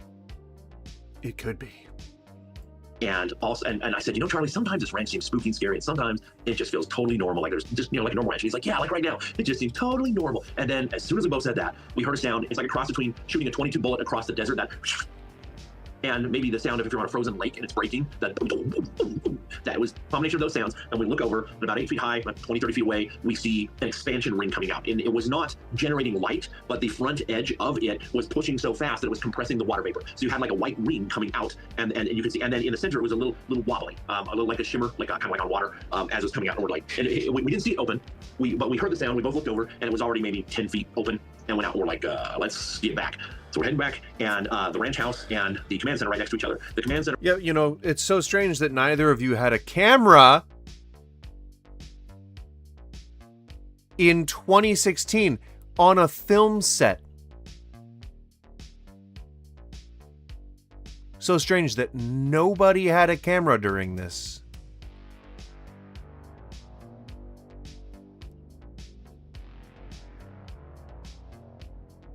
I'm starting to feel like this guy might be dishonest. Starting to feel like that's a possibility, Bums me out. Bums me the fudgeronies out. Then the power went off. And then came back on, and Tom came out. He's like, you guys okay? We're like, yeah. Did your power just go out? He's like, no. I'm like, well, it did at the command center. And he said, that can't be the case. They're on the same breaker. If one goes off, they both go off. I'm like, well, we just saw the one go off. So, So I don't know if that was a portal. I don't even know what a portal really is, but it looked like kind of a white and clear version of Rick and Morty horizontally. Right. Yeah, it's so ridiculous that we think of Rick and Morty, but actually that's what it looks like. So how far away, like when you're standing there and you make the comment, approximately how far away did this ring open up in front of you guys? How far to it? Yeah, like how far were you from it when it opened up? 30 feet. So we're about 30, pretty close. And we hear it, we both look over, and when we looked over, it's 8 to 10 feet open already and expanding outward horizontally, just above head height. Like I could have touched the top of it height-wise, where it was coming out. I'm 6 something, and I could have touched the top of it. So it was expanding out just above our heads, but at our angle, it's like this is coming towards us, opening outward. And so you just beat feet out of there when you saw it coming towards you? Yeah, well, first we're just kind of like, are we both, I think we're in shock for maybe 10 seconds. Right, the kind of shit that you guys are specifically there to measure and study and observe, you didn't think to document at all. You just ran away from it. Okay. And then I'm like, let's go back. He's like, yeah, let's go back. We had our camera here and our tripod, so we're kind of like looking away. And it dissipated out. It wasn't. And again, this was not self-illuminating. Yeah. There were stars, and those stars were lighting up. It's like if you see videos when they have like those smart bombs that they like throw in a cave, and you'll see this white ring come out first, and then you see the fire and stuff come out after. It was like that. The extreme compression of energy was compressing water vapor. So weird that he has an example lined up to describe how it looks. It's almost like he just made this up. And that's what he was picturing in his head. It's all so strange. We saw a water vapor ring coming out, kind of like it didn't look like a cloud, but technically a cloud is compressed water vapor, right? Yeah. So dipping out, and then it started dissipating. When we were getting our stuff and we looked up, it was gone. And so this was at nighttime? Yeah. Okay. Yeah. Man. It reminds me of when didn't they do an experiment in the Mesa where they put, where the water disappeared? Yeah, and water and smoke. And smoke, yeah, the smoke. Going nowhere. Where's that going? Yeah, like these pockets of whatever this is. Like you said, is it a portal? I'm not even sure how to define it. But these areas that can open up. The Mesa? Or draw things in or pull things out. See, they just keep referencing shit that I don't fucking know. The Mesa? What the fuck is the Mesa? What is the Mesa?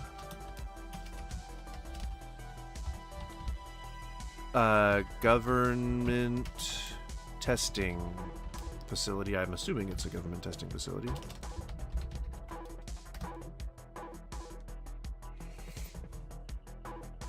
Hurricane Mesa Test Facility in Utah. Hurricane Mesa Test Facility is a private high-speed rocket sled track located in southwest Utah, owned and managed by Collins Aerospace and RTX Business. Mesa Complex, New Mexico. Micro Systems Engineering Science and Applications Complex. Like, none of this is especially damning. You know, I'm not quite sure. I don't know. Partners for components that cannot be manufactured in the private sector. Yeah, so when they need like microchips for spy technology, they contact Mesa Complex. But it's a company, Sandia National Laboratories, and then the Hurricane Mesa Test Facility is just a rocket car track. So I don't know exactly what they're saying is the Mesa. You know what I mean? Seems real strange.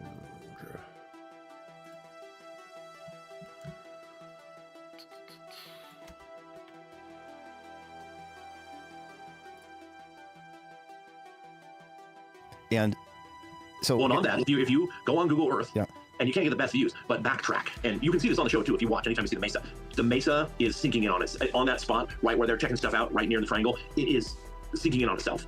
It's pulling in. Okay, so let me ask you this: the imagery, I think, Chris, well, it brings it to attention on.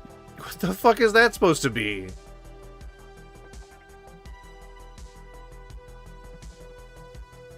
How big is this spit of land? This looks like I'm looking at something very, I like close to the ground. Like this is just a shot of a pile of dirt. Like seriously, like this, you honestly think this gives any credibility to anything? The show last season, and then Chris, the archaeologist, was talking about it, but there's those Google, it's almost not Google Earth, but aerial images over the years, and it looks like it's been photoshopped in the year that he found the coin, right? This same year, I think it's 64, that if there was some massive excavation or they buried something there, that the coin was from that year, and there's a manipulation in the photos. But you're saying if you go on Google Earth now and backtrack it some years, that the Mesa is starting to come in on itself? Yeah, and if you just watch the show, if anytime you look over that section of the Mesa near where they're doing the drilling, look there. It's a little to the west of where they're the west of where they're doing the drilling. But look, and you'll see, and it's like, oh my gosh, somebody. But what does this have to do with anything? Pointed out to me like my third year in, and I went back and looked at a photo from my first year. I'm like, oh geez, that's like 20 feet sunk in the whole heading towards where they say something's buried in the Mesa. Yeah, I'm almost wondering, because that's what came to mind is like, okay, if there's something buried in that Mesa and it's trying to retract because you're getting closer to it or drilling to it, and it's almost got that. I mean, look, there's ceramic that can disintegrate and regenerate. There's metals that can't be defined. There's a coin that, as Chris put. What? Hold on, what? It's like, okay, if there's something buried in that Mesa and it's trying to retract because you're getting closer to it or drilling to it, and it's almost got that. I mean, look, there's ceramic that can disintegrate and there's ceramic that can disintegrate and regenerate. I haven't heard of that. Can't be defined. There's metals that can't be defined. I haven't really heard of that either. A coin that, as Chris put it, it's like doing a biopsy, and there's massive, 100,000 pounds of rock. You shouldn't pull a coin out. But no. And there's a coin embedded in some rock. One of which, it could easily just be because that's how the rock formed around a coin.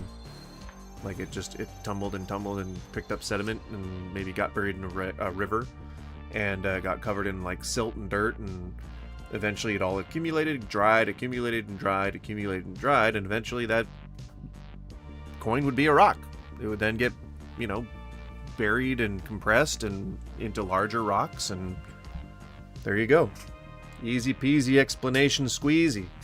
Presents to him as an archaeologist these things, and to you as a biologist, you've been presented these things. When did let's talk about the skull, the skeleton, and the potential dire wolf? Because I'll ask you this before you start that. The fragment that you have of that skull, that's not a panther though, right? Or a jaguar? That's not a jaguar. No, that thing's its own thing. So, and I'll tell you after going about it. I mean, not after, but after I talk about the dire wolf, remind me, we can talk about jaguar evidence on the ranch and video footage that I said to Brandon, I'm like, dude, it's like, should we put this? You guys want to put this in the show? You want to put this out there? And took forever to come back, and he's like, okay, this is good information. I'm like, well, can I share this because some of this information is public? And he's like, yeah, you're allowed to. I'm like, okay, Caleb brought some of that to our attention, but okay, the wolf. Yeah, so like when they're deciding like how many things to sensationalize and try to make into a workable television show, then these guys who all share rights, issues over things would probably be like, so okay, we're gonna have to chop this up so that I can make my tour, I can make my publicity tour, and you can make your publicity tour. We're gonna have to have some exclusive things that we're gonna be able to share with people, so we keep them on the leash, ready for that, like either to see it in the show or to get ready for me to see me wherever I appear to talk or whatever. It's them just like carving up the empire, as it were. But again, this is something that you would be putting everywhere. Like every news agency would want the proof of this. So if you have video evidence, it would financially behoove you to produce it. You make a bajillion dollars by being the first person to discover something like that. Thing. So they were doing experiments that I wasn't there that day, and they were doing experiments that had nothing to do with biology. They had a couple kayaks and they were walking through Dry Creek, which isn't dry, and it's 1,000,000 degrees. If you're going waders in that thing, it is a slog. And they were filming it. And they have these instruments up on these kayaks, and they were going along, and they found some dead canine, and it stunk so bad. They said it was wretched. Which, put in our rules, we seem to have the rules. Big animals don't decompose, small animals do. Well, this was in the water, so there's a new rule set. Animals, it was a small animal, but big or small, we don't know, but small animals in the water do follow decomposition rules, apparently. So that is a little thing to put in for any of you scientists watching out. See, he knows that there are scientists watching out there who are going to actively debunk whatever he's saying, because he's just making shit up as he goes. Like, he's not like this. I'm sure that he's got bullet points that he's trying to go over, that where he's like, this is the proof that we've been looking for this amount of time. Like, here are the stories that I can tell that provide the evidence for what I'm talking about. Like, it's just, that's a non-starter, man. Like, you've already lost me, I can tell you that much. True, and add that into your bit of understanding. So it was so bad, but they're like, well, what if... But then he's like, every time he says something that can be debunked, he's like, oh, but it seems like we have a new rule for how the house and the property all like bends reality around our understanding of current science. That's how I can explain this thing that totally doesn't make any sense. Yep. It's probably some dog or something. It stinks so bad. We'd love to take it back, but let's just hack the jaw off and let's give it to Ben. He can take a look at it. And they sent me the video at the end of the day, and they're like, yeah, we found this. I'm like, oh, you gotta go back and get it. You gotta go back and get the rest of it. And so they went back, but I think it might have been a few weeks before they were able to get back out there. And the rest of the skull had washed away. They got as much of the skeleton as they could for me, which isn't much. It's ribs and part of the pelvis and a few leg bones. And they put it all in like quadruple bag and froze it and gave me this frozen block. And they're like, this reeks so bad, you take it home, you deal with it. But the jaw. Right, totally talking like how scientists would. This is exactly how they would conduct their research, by being super grossed out by the thing that they're collecting, like it's not something that they do on a regular basis. Sure, sure, absolutely. When I cleaned it off, and I said, this thing, morphological, number of teeth and the size and the shape and the robust, prominent part of this, where is different species than a gray wolf, seems to look like a subadult dire wolf. I'm not saying it is, but it doesn't look like a gray wolf. It doesn't look like dog. I think this is worth checking into. And so they said, okay, well, let's, why don't you clean it and prep it, which I did. And yeah, we're having, this happened with Caleb too. We're having little Skinwalker interruptions here, but you had just gotten the remains back, and we're doing your analysis on the jawbone of the wolf. Yeah. So I have domestic beetles that I keep, colony of domestic beetles. Was that like a funny thing, that funny enough that you wanted to leave that part in? Like, if it was a technical difficulty, you just cut that. Like, what? Oh, it's a little quirk. Oh, we make little quirks. Oh, it's so good. It's so funny.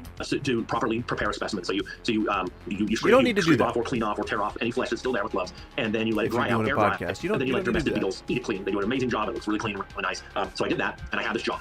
I took it back to the ranch, and I had it in a little Tupperware thing, a little bin about this deep, and no lid, just a couple paper towels in the bottom. And I brought it, and I was showing some of the crew, and they said, well, hey, we're having lunch. Why don't you come on in? But leave that outside. So I left it on a table. When you walk the steps to get up to the trailer, the table was there, right next to all of us.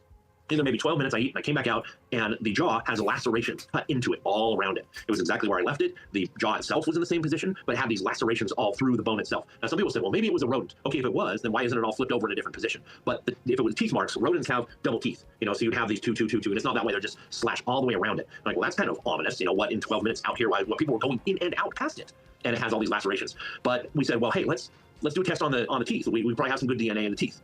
And so I took the biggest tooth out, and I gave it to somebody, and then it disappeared. So what you did was like, cool.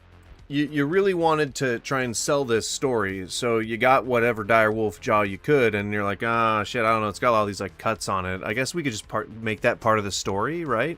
And it's missing a tooth or two. Yeah, okay, I guess we could probably make that part of the story too. Yeah, we'll work it in. It looks like shit, but we'll make it work. Cool, the dire wolf Skinwalker Ranch, I can run off with this. So I took the next biggest tooth, we sent it to Colossal Bioscience, and they're the ones who recently made dire wolves and are trying to bring woolly mammoths back and dodos and all that. Yeah. So I sent it to them, and they did the test, and they are the premier genetics lab right now worldwide. And they need a lot of donors donating money to help fund these things they're doing, kind of like Jurassic Park, right? It takes a lot of money to do that kind of stuff. So factor that in. So the results come back, and they I think they stopped doing that. I don't know if anyone out there can confirm for me. I'm pretty sure that lab stopped trying to clone animals like that are extinct. I think they're like hitched up in the government right now. From what I remember, there's like some issue with like the ethics of it, and so the government's like trying to step in. But that's just based on maybe a year-old article that I barely remember reading, so I don't know if I have up-to-date information on that. But I think they stopped. They temporarily stopped doing those extinct animal cloning things for the time being. He sent this pie chart, and basically it was like 89.9%. So basically 90% of it, we'll address in a second. 10% of it was wolf, gray wolf, specifically Eurasian gray wolf and Greenland gray wolf. Neither one of those are here. That alone, that should be a news story. Greenland gray wolf in Utah. Eurasian gray wolf, that's even more rare, in Utah. That alone is a huge story. And because it's trumped by the direwolf thing, nobody talks about that. I want answers to that. These are two species very far apart. And why is DNA from both of them in this? Right, but we don't have any corroborating evidence that there was a wolf that had washed up anywhere, like in a creek bed, just during a random filming session. He even said that they were like doing some bullshit filming session when I thought we were going to go study like stuff, like do science. And they were just running down a lake bed with, kayaks above their head with instruments on it. I assume for an action shot that the film crew just wanted to have. And that's fine describing that, but it's just some random occurrence because this place has a fucking consciousness, apparently. It threw a dead dog at your feet that happened to be a wolf pup that doesn't exist in that area. It's just, okay, here you go. I'm just going to pump an animal out at you randomly. I'm just going to fire it out of my ghostly butthole. And here you go. Here's a random extinct animal for you. Enjoy. It's definitely a desire to feel special. It's a desire to feel like, oh, I'm the only one in the world that ever has known or seen any of this. And it's like, it makes you feel special. It makes you feel like you're unique and that you have a real place in existence. But it sounds real dumb, man. It sounds real dumb. This all sounds real dumb. But the other 90%, they said, is mystery wolf. Now, they've got everything. Mystery wolf. Dog breed, dire wolves, they've got everything sequenced. Mystery wolf. Even like crazy things like the Papuan singing dog. I have no idea how they got DNA from that. I mean, those things are like super rare. It didn't. And it didn't match any of those. So the other 90% of this animal. I know how, but we'll get to that. I'll pee and I'll be right back.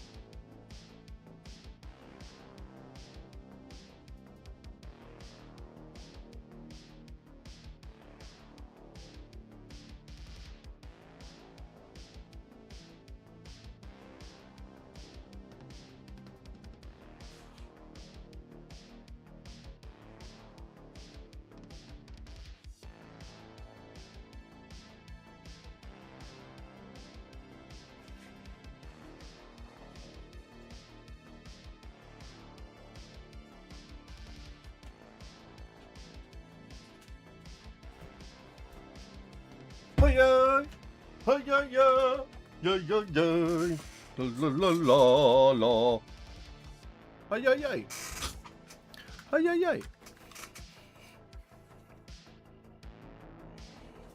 What, did it stop again? Is a wolf creature that doesn't exist anywhere in the known modern day. And so they said, and I think they did this to try to save face. They said, well, we can, whatever this was, it bred with a gray wolf. So we think we can safely couch this in as being a wolf. It's like, what, 90% of it? Yeah, but the whole point of what I was saying before is that you bought a fake jaw, not fake, but you bought a jaw from a dire wolf that existed, at the time, and then you just threw it in. Or if I'm to steelman this, I can assume that maybe some prankster planted this evidence to try and make it seem like there was a discovery when truly there wasn't. Maybe they're fucking with this guy. Maybe they don't like this guy. I don't know. But the likelihood of it being a real dire wolf jawbone is just very, very low, especially when they said they had other evidence as scientists and didn't collect it. You don't know what it is. Only 10% of it is gray wolf. 90% they put it on the table as mystery wolf. And Eric and I were like, well, let's call it crypto wolf. That'd be cool. So we don't know what it is. It is a wolf. It is a canine of some kind. Morphologically, it has the shape and the tooth number to match a dire wolf. They say it's not an actual dire wolf, but they also say they don't know what it is. 90% of it is something that doesn't exist anywhere on Earth. So that is actually more interesting than dire wolf. If you had dire wolf come through a portal, dire wolf still existed out there. You don't just say, oh, well, and then 90% of it was actually entirely eldritch abomination from a different dimension.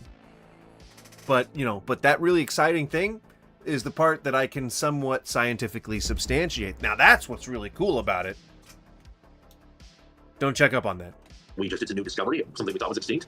This is more interesting, saying this is a new wolf creature that we don't know of. That's insane. That's big.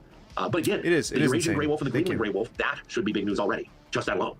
It's completely anomalous. Mm-hmm. And what bothers me, or it's starting to bother me more as I talk to more of people that are specialists like you at the ranch, is their findings. And these aren't findings with Walmart grade experiments. These are findings. It's not like I used to do some paranormal stuff with guys. We did some Amazon movies. We didn't have great equipment, right? Yeah, You're ordering stuff online. Amazon movies. So take it for what it's worth. But the equipment and the expertise and the labs are using to test stuff is, just the equipment they bring out for a day's shoot is worth more than, a neighborhood's net worth in a day.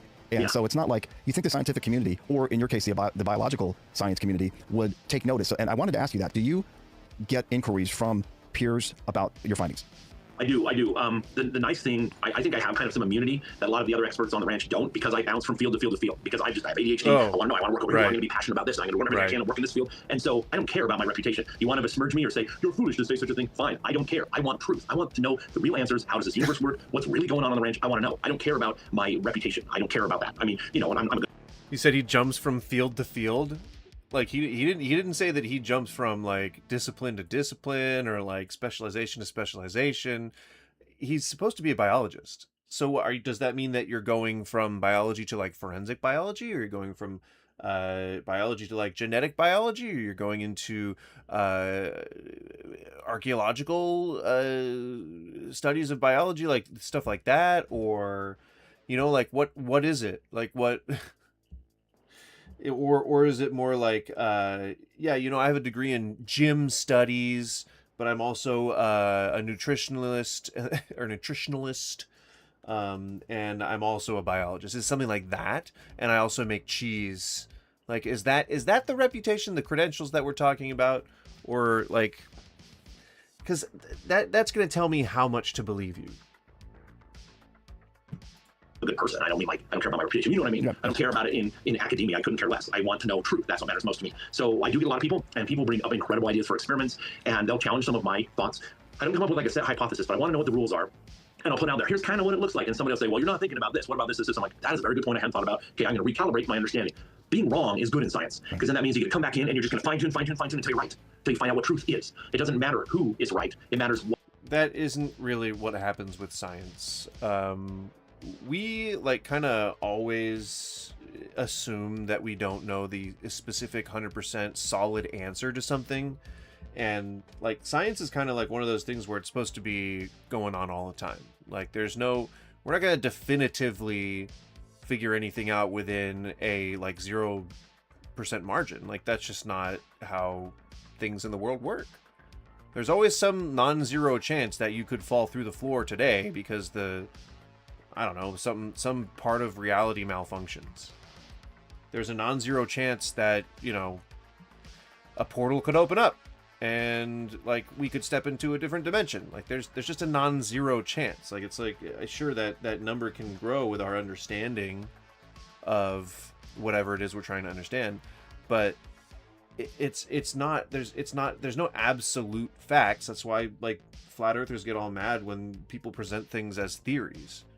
You know, like our understanding of things evolves over time, and the things that we know pretty concretely may change in the future. And that's the beauty of science, is that it's not something that's necessarily unchangeable, but it is based on solid, you know, data points, which in my opinion makes that a lot more exciting, because we can discover new shit about the universe that we can prove rather than having to just keep faith in something. Well, pardon me for getting a little romantic about experiencing reality, but gosh darn it, that's how I feel. What is right?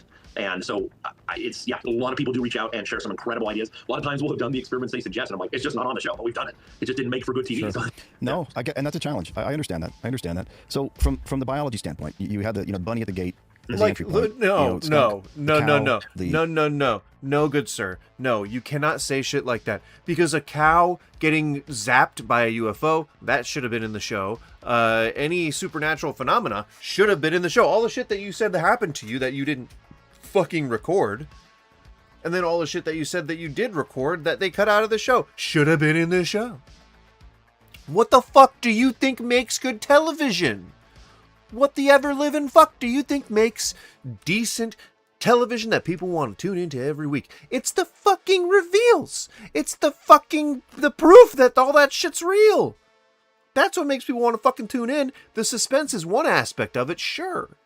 But actually, like, fucking fulfilling that, it's not like a relationship on a will they, won't they. It's not that kind of trope that people say you should never fulfill. It's one of those things that you want to keep fucking delivering on. You dingus. The findings of the birds. The birds. That's what I wanted to ask you about. Yeah. Let's talk about the birds. So a lot of the birds, we had tons of birds. A lot of them we didn't film about because they were birds of prey. All native birds in the United States are protected. We had so many birds. We had so many birds that it's impossible for anyone to believe that there was no paranormal activity happening, okay? What about the birds? You didn't even think about the birds. You bastard. You bitch. You didn't think about the birds? We had so many birds. So many birds. You didn't even think about the fucking birds? The birds will get you. By the Migratory Bird Treaty. A bird of prey has no extra protection. It's a common misconception. Now, bob and golden eagles have an additional set, but other than that, like a robin feather is protected as a red-tailed hawk feather. But people don't know that publicly. So we thought, is some jerk online gonna, some officer somewhere gonna be like, well, you're holding a screech owl and examining it, then technically it's in your possession. So we're gonna write you up a citation. I mean, that's no different for any other native bird. So now he's like making up some rule as to why they couldn't publish study, or why they couldn't like show any kind of like study that they did on the so many birds theory, that like, we had so many different birds that it proves that there was supernatural shit happening, but we couldn't record any of it because then the government would come after us. Uncle Sam would slap the shackles right on my wrists. Am I right? Am I right, environmentalists? Because that shit gets enforced all the fucking time. Sure. So there's a lot of birds of prey that have died on the ranch and had strange things about them. Again, not rotting, not decomposing. They stay floppy. We've documented it privately, but we didn't put it out there publicly. Very scientific term there. They stay floppy. We had, I got a picture. I had to do an illustration because I got tired of trying to explain. Dude, you motherfucker. Oh, I've got a picture. I keep having to do this illustration. Dude, get photo and video evidence. This to people because it's really kind of tricky to explain. So there's a bird called an oriole. They brought it, and I'm like, I pick it up, and it's floppy, but the legs, so there's skin and scales around the legs, the feet, they're completely intact, little dinosaur feet, and I'm like feeling it, I'm like, well, this is really weird. So I took a scalpel, cut open, and you would just have gaps with no bone or tendon. So here's my illustration. So on this, the blue is the gaps. So this situation where he had ample opportunity to take pictures. This was in 2016. iPhones existed. He had a chance to take pictures of these supposed bone gaps, and he said that this happened a lot. He said that this was not the first time this had happened. So every time it happened, he had every opportunity to take lots of photos, take video evidence. iPhones existed. And so what he did was he drew a real bad rendition of fucking bird legs. Like, why don't the bird legs have any joints is what I'm wondering. Why are his bird legs so like just sort of straight, and like why do they just end in 3 points? Gaps in between where there's just empty space, and the black is where there's tissue. Now, that's not perfect to scale, but it's to try to give you the idea. Sure. So they're just literally, tendon and bone, nothing. Tendon and bone, nothing. There could have just been picture. There could have just been any fucking real photograph of this, because iPhones exist. He acts like this was like the 1700s, when you had to do everything by fucking candlelight. That's not the case. This was 2016. This was after Bigelow owned the place. That is impossible to have it disappear. There is literally nothing that could do that. It was the legs were intact. I had to cut it open. There is nothing at all that can do that. Your tendons run in certain ways. Things are intertwined. So it's like something magically from the inside went and just had gaps. I hope the thing wasn't alive when it happened, because I cannot imagine how much agony that would have caused. Another one they had was they brought me Starling, and this thing was squishy, and it stayed squishy. And we tested it on the ranch, squishy, squishy, squishy. We brought it off the ranch. We filmed it in the museum like weeks later, a month later, it was still squishy. But the head looked like it had exploded from the inside out. Eric pointed out, we looked at it under a microscope, and he pointed out that, it looks like there was some sort of energetic expansion outward. Don't know what that would mean. So taking it off the ranch, the skull eventually did start to decompose. It started to smell. And I'll send you a picture of this too. I think I was going to send you some files, and I don't think I sent you this one. But I'll send you close-ups. The skull, all of a sudden, these little kind of metallic-looking bubbles started to form, and they're tiny. Are they going to put? Like, he keeps putting the photos up, but is he going to put that photo up? I bet you he won't. What is that? And I took tweezers. Oh, there we go. Here it is. I mean, that looks like pellet. No residue. Then another one started.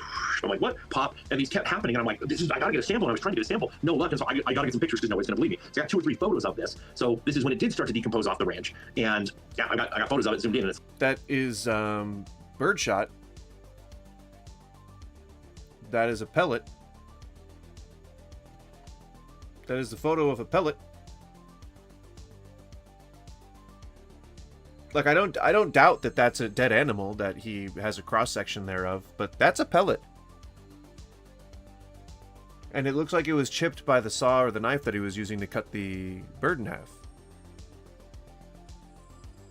So it could either be birdshot, or it could be a simple like BB, ball bearing from somebody's BB gun, because kids are little bastards and will absolutely shoot at birds. My uncle used to tell me to shoot at birds. I refused, and I shot his glass door. Pop, and these kept happening, and I'm like, I gotta get a sample. And I was trying to get a sample, no luck, and so I gotta get some pictures because nobody's gonna believe me. So I got 2 or 3 photos of this. So yeah, no, this I know. When it did I start to certainly decompose don't off the ranch, and yeah, I got photos of it zoomed in, and it's like these weird little metallic bubbles, and when they pop, no residue. Weird metallic bubbles that pop with no residue, that look remarkably like pellets from a BB gun. Or even just a ball bearing shot from a wrist rocket. Kids are assholes. And in the desert, you ain't got shit to do.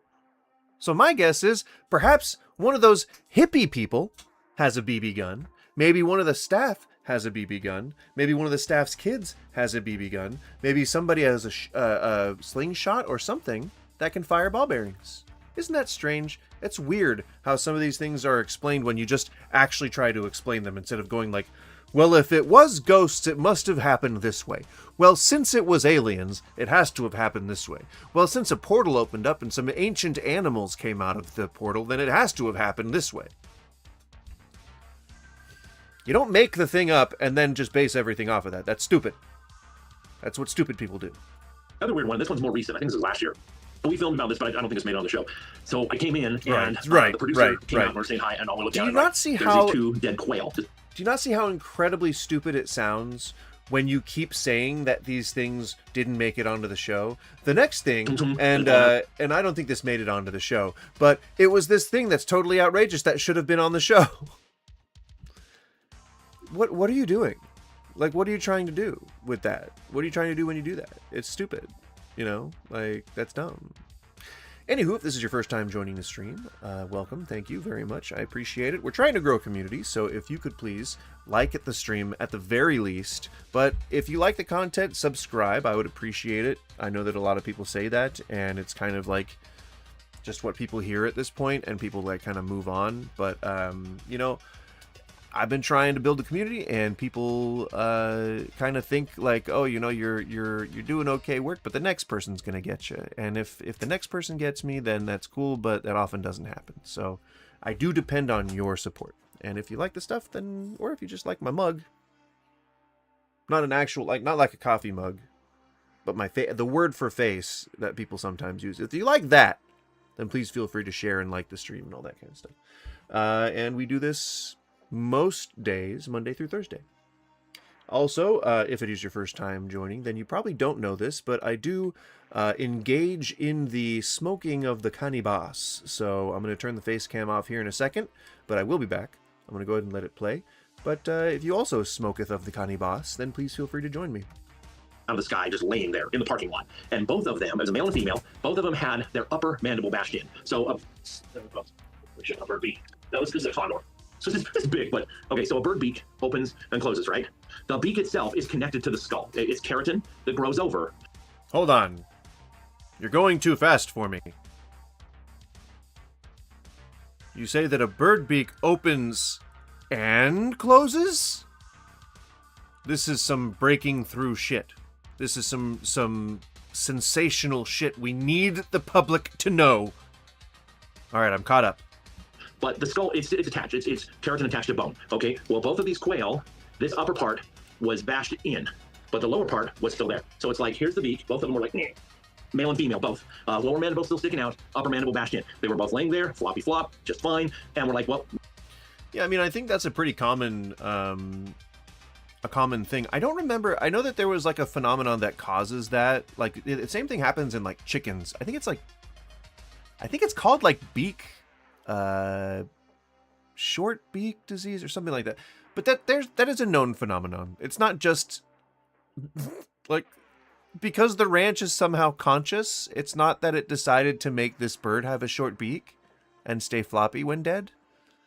Werewolves or skinwalkers, aren't they kind of variations on the same thing?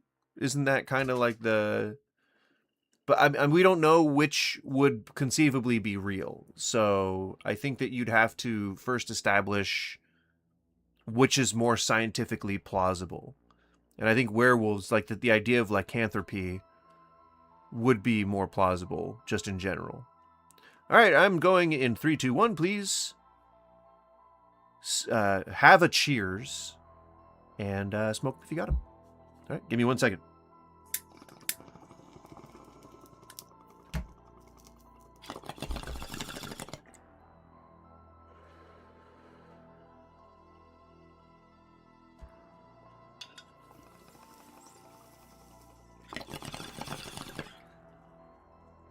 Okay, well, if Bobby says it, then it must be true.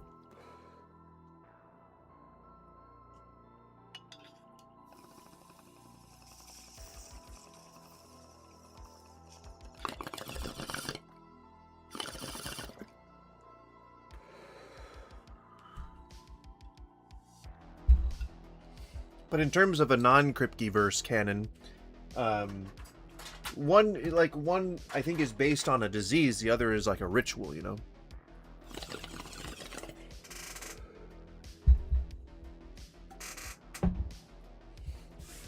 You wake the Wendigo. You wake the Wendigo. You wake the Wendigo! This is weird. It's, I want to find dead stuff. I show up at the ranch. Blam. Here you go. Right where you pull up. Yep, they all came from Lilith, I think. Except for the Leviathans, who, quote unquote, have kind of just always been there. And stuff. We left them there all week. They were right next to a fire ant hill. I got videos of this even, because we're laughing about it. The ants wouldn't touch it. And they didn't dry out. This is like in July, I think, super hot. They didn't, rigor mortis never set in. They never dried out. They stayed floppy. And I did finally see one ant crawled up to the eye. And when they're... He finally mentioned the month. And I feel like that was purposeful. No, Eve. Okay, yeah. I was trying to remember which was the antagonist of that season where she made everyone kill each other in that diner. And then she was who played her? She was an actress in a bunch of different things. I remember her face. I recognize her face in my brain. I mean, I think everything in between I don't know. I always consider those like in between seasons. I feel like it was the meat of the show was including season 6, but like up until it got like way too above the god table, like when they're like fighting God's sister, like that's just like, come on, like it's, you have to build up all season to something that is too much.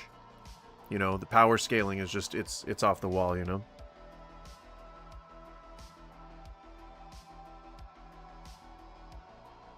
Minus his very ending thing if they only had 5 seasons. Yeah, I mean Kripke, I didn't know that Kripke had dipped after 5 seasons. I thought he was in it for way longer than that. But yeah, it turned into a like a weird power scaling fantasy thing, and that you have to go outside of the whole duality Abrahamic God thing. And I don't know, I kind of like the whole interplay between like the demons and angels and heaven and stuff like that. That was cool, but I don't know. It didn't away really quick. age with all the other TV that was around at the time either. Like they were moving way past Monster of the Week stuff, or it was like oversaturated. They had like The Order, and they had the ones for the kids, like the Monster High and all that kind of stuff.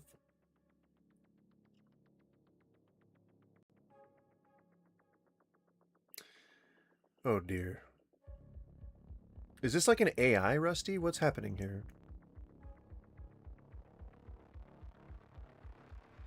I'm guessing that you are trying to steal my identity or something? What's like, isn't that a thing?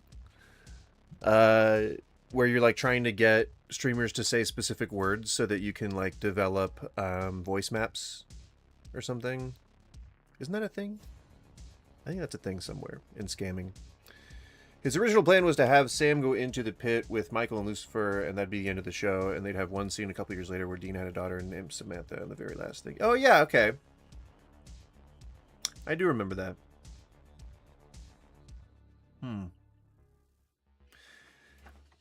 But that's such a, like, I don't know. I think that's kind of a crappy ending. I would have wanted to see more. And I think season 8 was probably my favorite one. Can't tell you what happens in it because I can't remember, but I think for some reason season 8 just pops into my head as being my favorite. And any of the episodes with Charlie. Obviously, because, Felicia Day's awesome. I mean, I think season 11 and stuff were quite good. Well, yeah, they did have a resurgence after they, I guess they had negative fan reception to some of the crappier seasons. They never touched other than that. So I just put them in the freezer. At the end of the week, I'm like, I gotta go. Let's take a look at these guys later. Just weird. So the only decomposition you, I guess, saw was with the smaller animals. They didn't decompose when they're dead on the ranch. Only when you take them off the ranch do they start to decompose. Yeah, other than the wolf thing that was in the water. Right. Yeah, little stuff doesn't decompose. Antelope ground squirrels, turkeys, coyotes, raccoons, skunks, Uinta ground squirrels, which is what we call pockets around here, California ground squirrels, prairie dogs, black-tailed jackrabbit. All the things that a person would be shooting BBs at.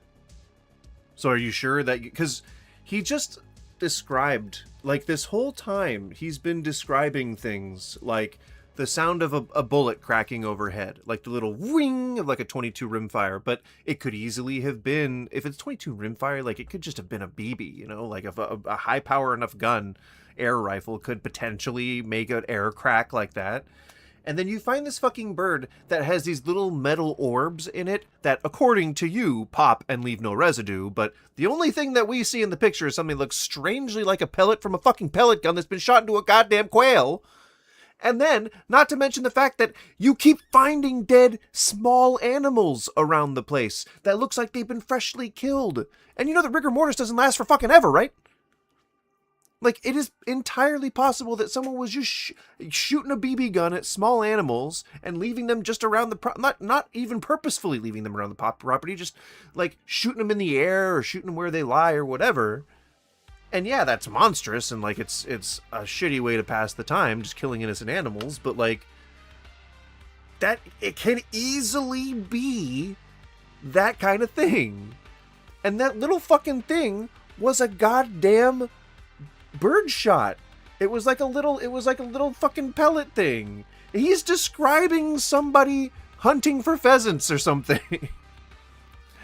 You get that with any powerful air rifle, and if it's far enough away, most varmint rifles. Well, yeah, that's the thing. Like, and loading like a little like 3mm BB, you could do that with birdshot if you're shooting, you know, a big gun. Like, but I think it's just a BB gun.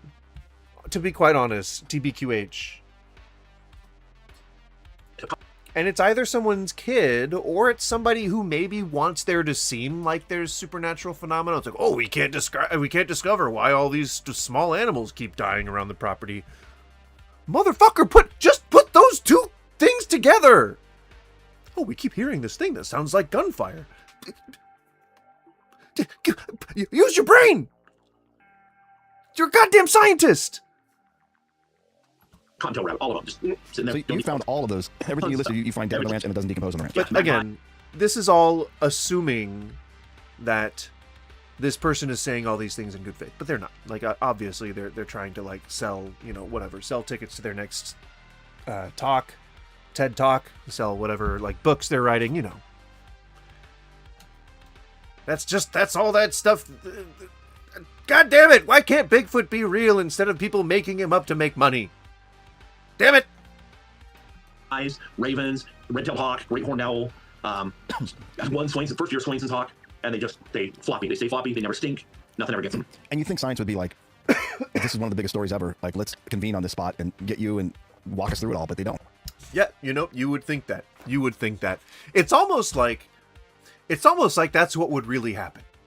It's almost like if you had any substantive proof, if you had anything, any kind of proof to these claims that you're making, that, yeah, scientists would probably converge on you. Yeah, oh yeah, absolutely. You'd be the talk of the town. You'd win the Nobel fucking Prize. You would be rich beyond your wildest dreams. You'd be getting book deals, talk show deals. You'd be going on goddamn podcasts for the rest of your goddamn life because you would have proven something that had never been proven before.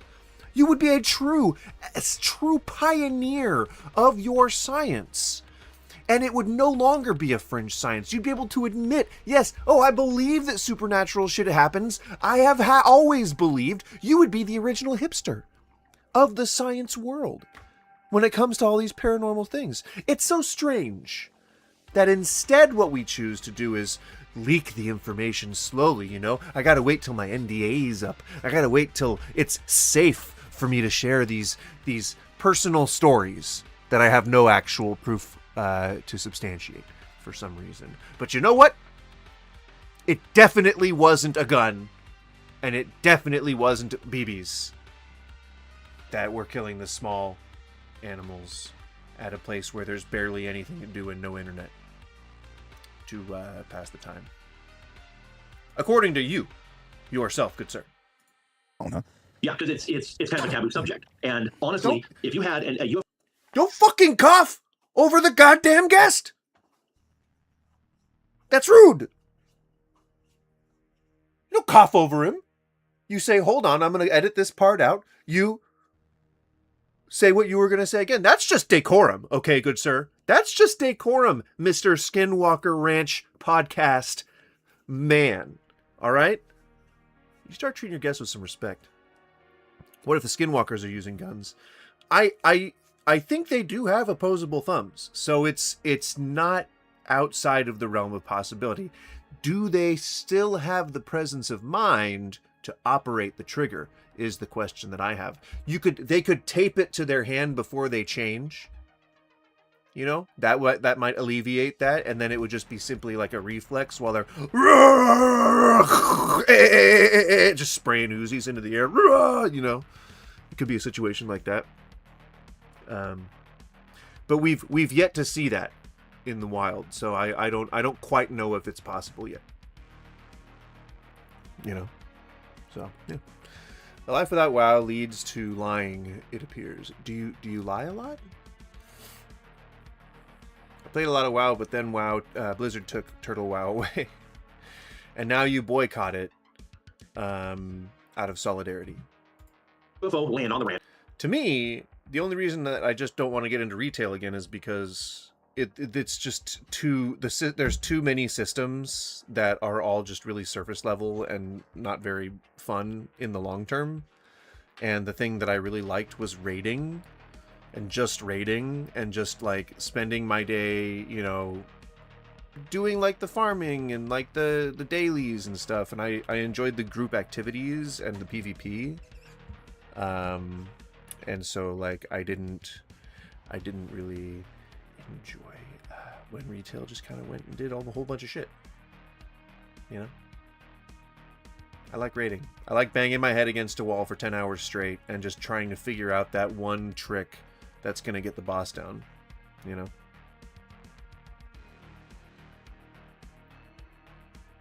Yeah, classic no. I didn't start liking WoW until the end of Burning Crusade.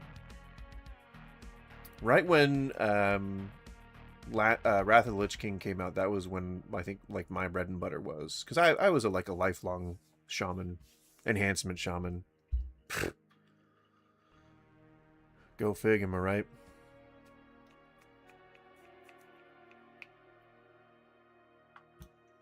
But I got into it off and on, and then I got out of it, and then I got really into it. And that was what I spent most of my, I think, late teens and 20s playing.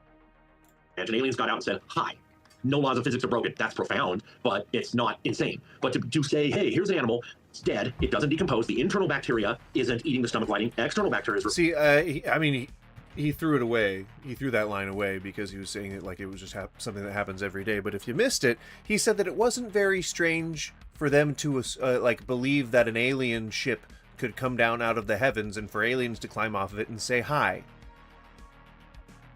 Like it was something they saw every goddamn day. But the thing that was weird is all these small animals showing up with fucking pellets in them that are seemingly fresh, even though we have no fucking idea. Are any of you forensic fucking scientists? No. Whatever. Except that we have no idea when it actually died. We have no idea its level of decomposition. And environmental factors notwithstanding. But hey, don't worry, guys. There were all kinds of deciduous trees around. So if the leaves were rotting at the time in fucking July, when leaves would be falling on the ground and rotting, of course, then, you know, there's some otherworldly shit going on. All right? Trust me. I'm a scientist. Okay? Do you know what kind of claw that is? That's right. It's not a claw. Trick question. I was against the expansion model in general and wanted them to continue doing content patches and stuff, which is what Turtle WoW did and why I like that. So, yes, Blizzard kind of started that whole thing that I hate about video games, where they want to keep the story going, but you have to pay for it. At some point, Valve, after the FPS craze, I guess, started to die down, like with Counter-Strike being like the one that everyone switched to, Valve had been paying people to make expansions and DLC for things. They'd been paying people to make mods for a couple of years already, but they were actually paying, like, I think Counter-Strike itself was a mod that got turned into its own game, and they hired the people that made the mod to make the game. And same with Team Fortress, same shit.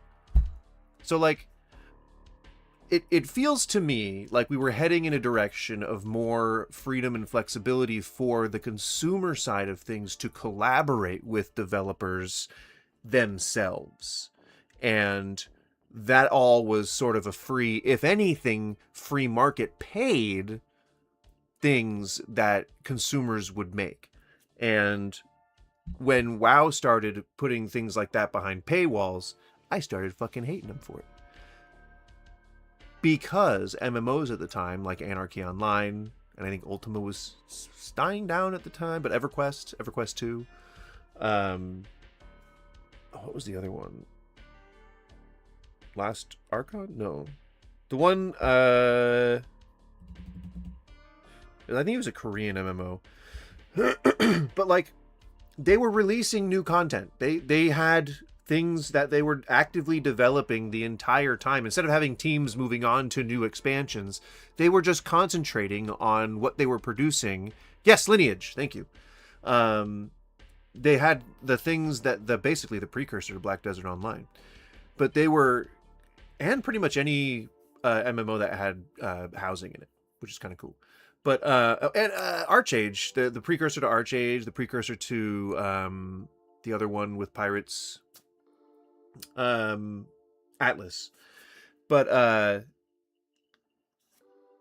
man, I lost my train of thought because I was getting excited about MMOs. But they were releasing things all the time. They had the models where they would be making like a new dungeon. Oh, the dungeon is coming out in like a couple of weeks. We're working on it. We're testing it. And like you wouldn't have to pay to, and they would continue the story along. And then they would even have like big campaign like additions. They would just release shit as they had it. They wouldn't wait to like try and bank it all up so they can release it as one bundle and then make you pay for it. And so that shit kind of sucked in terms of just playing video games. And plus, I love user-generated content. Like, one of my favorite games ever was Quake 3, when it was just starting out, you know? Like, it had user-generated skins. You can make your own, like, custom weapons and stuff. And, like, it got wacky, it got zany, but I fucking love that. I'm waxing nostalgic here. Yeah, because it's kind of a taboo subject. And honestly, if you had a UFO land on the ranch and aliens got out and said, hi, no laws of physics are broken, that's profound, but it's not insane. But to say, hey, here's an animal, it's dead, it doesn't decompose, the internal bacteria isn't eating the stomach lining, external bacteria is repelled, external macro scavengers are ignoring it, that is impossible. What is doing that? It's not impossible to have You're right. That is impossible.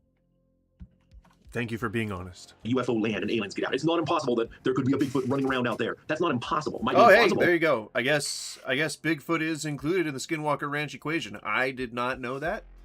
I didn't think that, because I thought Bigfoot was like primarily a forest thing. But I guess, hey, you know, color me corrected. That is that's a new one to me. I welcome the new addition to the Skinwalker family.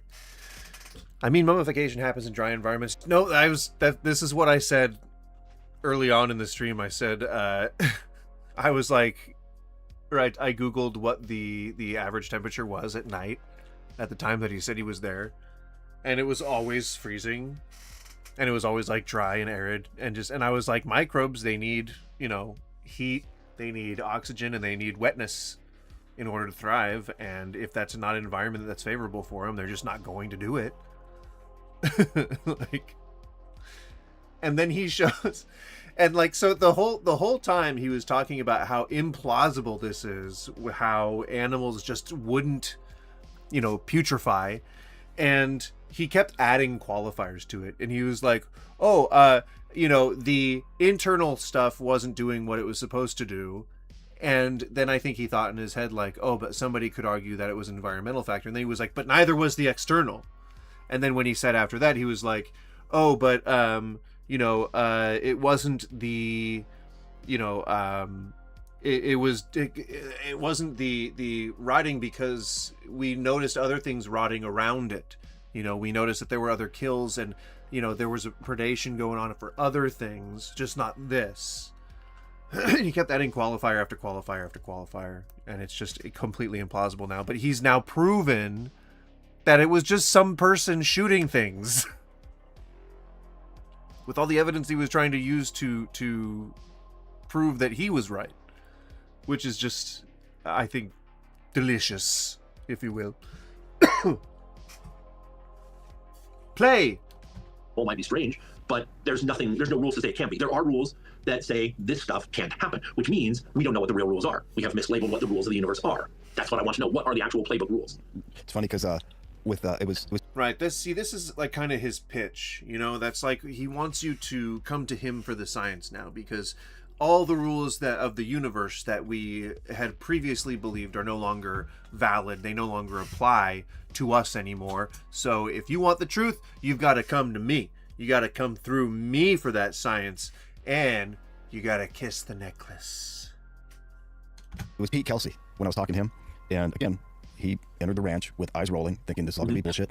And every season, he's now to the point where he was like, it was total like astonishment, then serious inquiry and curiosity, and now he's like, I'm almost pissed because I want to know and I can't stop until I know. Like he's like, then what's stopping you from recording any of the stories this guy just shared? What is stopping any of them? They have TV equipment on site. They do filming daily. They do at least 6 weeks of it. So there's no chance that they would not, the frequency that things are supposedly happening, there's no chance that their cameras caught fucking nothing. That just cannot, that's impossible.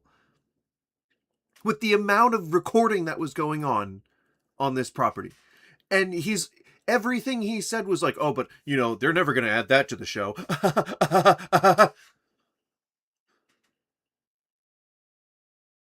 Like, they just decided that the thing that was the least interesting was what was going to go on air? The things that were not the things that were the news? That's what made it onto television, was the shit that isn't news. Okay. Fair enough. Fair enough. Sure. I don't agree with you. I think that you're a dirty liar. But fair enough. No. Fair enough. No, sure. Totally. I'm going to do this till the day I die. That's a big change for a skeptic, a man of science to walk into the ranch, and now 6 years later, that's where he's at. Also, there was something I wanted to ask you. Didn't you have something optically you saw, like a bird fly and it got warped? Dude, you're conducting the interview. You don't have to ask permission to ask him a fucking question. Just ask the goddamn question. That is infuriating. Tell us about that story. Yep. This is one of the shameful things about good storytelling, is sometimes you will put things in a different order than they happened in order if it better tells the story, right? In anything, in a book, I used to do in my journal. I would tell things out of the order they happened because it's a more concise way to do it. And of course, in these docudrama series, sometimes they'll be like, oh, this is a really good thing to... Okay. Let's fucking dial it back with the fucking documentary bullshit, the label. Or they happen because it's a more concise way to do it. And of course, in these docudrama series... Docudrama. Like, fuck, man, do you think he takes himself seriously? I mean, it sounds like he does. It sounds like he, really thinks that he knows what he's talking about. I don't know that he does. I'm not a biologist, but he's been making a lot of stuff up since we started watching him. So I don't feel like he's taking me very seriously. So why should I take him very seriously? I don't know. Let me know. I feel like, he could potentially have a good head on his shoulders. I just, with a necklace like that, dressing like Indiana fucking Jones, or dressing like you wish you could be Indiana fucking Jones. I don't know. I think that he probably would have tried to wear his hat if they hadn't made him take it off. So Sometimes they'll be like, "Oh, this you is are really not Indiana Jones. He's not Indiana Jones." No, I mean, I even said earlier, I was like, call me Mulder, because I want to believe. I would like to believe, but I'm not taking vacations at Skinwalker Ranch because my wife, like, can't stand the sight of me anymore, and, like, I need to find a place to hole up for however many, I think he said 4 years. Because I'm dissatisfied with my life or whatever, and I'm trying to, like, prove a conspiracy theory. Like, I don't know. I do want to believe. I want to see aliens. I want to see otherworldly beings. That would be really cool. I would love to be a wizard. I would love for magic to be real. But, like, until I know that it's a possibility, like, if I grew up all along thinking that magic was real, like, maybe if I'd been indoctrinated Christian, then I might be more inclined to believe stuff like this. But it's so hard to not see any proof and see, like, so many claims, but it's like these people that want to feel special. They want to feel included and valued on things, and, like, you know, maybe they're just not in life, and it makes them believe unbelievable things because they can't cope with it. Reality, I mean.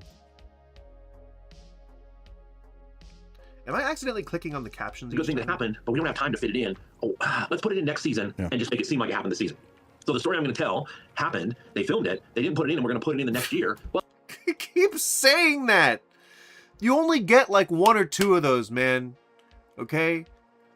If you keep prefacing every story with, yeah, we filmed it, but they didn't put it in, who's going to believe you? Who's ever going to believe anything you say?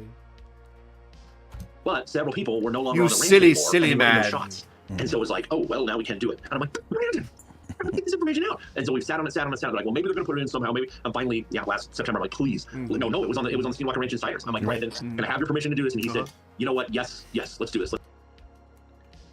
Aliens are definitely not real, but they're definitely not here. Yeah.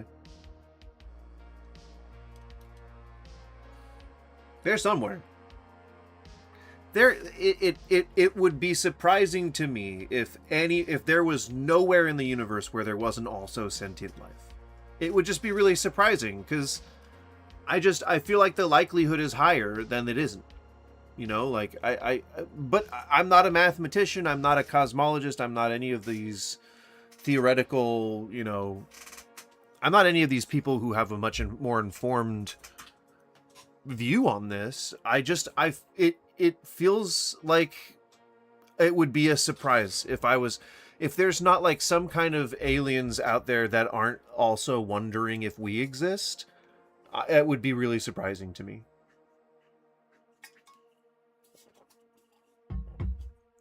Well, consciousness, I don't necessarily know if that would be like a thing that floats around or anything. Like, I just, I don't know enough about it, you know. Yeah, intelligent systems, it's almost too esoteric for me at that point, because I don't know what an intelligent system would be. Like a collective cloud of beings, or like of minds, convergent consciousness, or yeah, I don't know. Let's get this out. And I'm like, thank you, such a relief. So here's what happened. Bioindicators. It's kind of a dangerous thing, and some people say you shouldn't bring animals on that. What if they got hurt? We are animals. We get hurt. Everything on there's animals on the ranch getting hurt. So you can question how you go about it, right? So what? I brought on some falcons. My buddy and I brought on a couple peregrine falcons. We're like, let's just fly them around. We're not gonna do anything crazy. We're just gonna fly them. And we had radio transmitters on them and Marshall 3D GPS transmitters. Now, it's important to note, our government, our military, uses these transmitters on their drones to test them. So if you have an EMP that knocks out a drone falls out of the sky, these transmitters keep working. That's kind of their hallmark. So we went over the triangle. This sounds like it was a movie?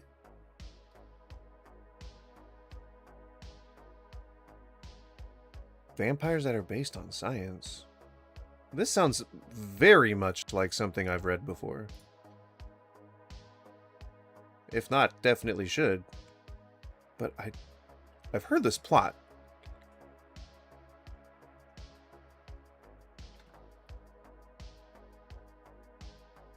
While momentarily broadcasting across the immense portion of the electromagnetic spectrum, catch humanity off guard. Yeah, this sounds almost like the And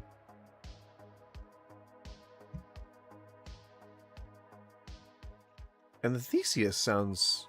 Sending a ship known as the Theseus. The vampires don't make any sense. that makes sense. And then the Rorschach thing makes sense too, but I don't know that I actually have seen it. It's just really indicative of something else, perhaps? Synesthetic.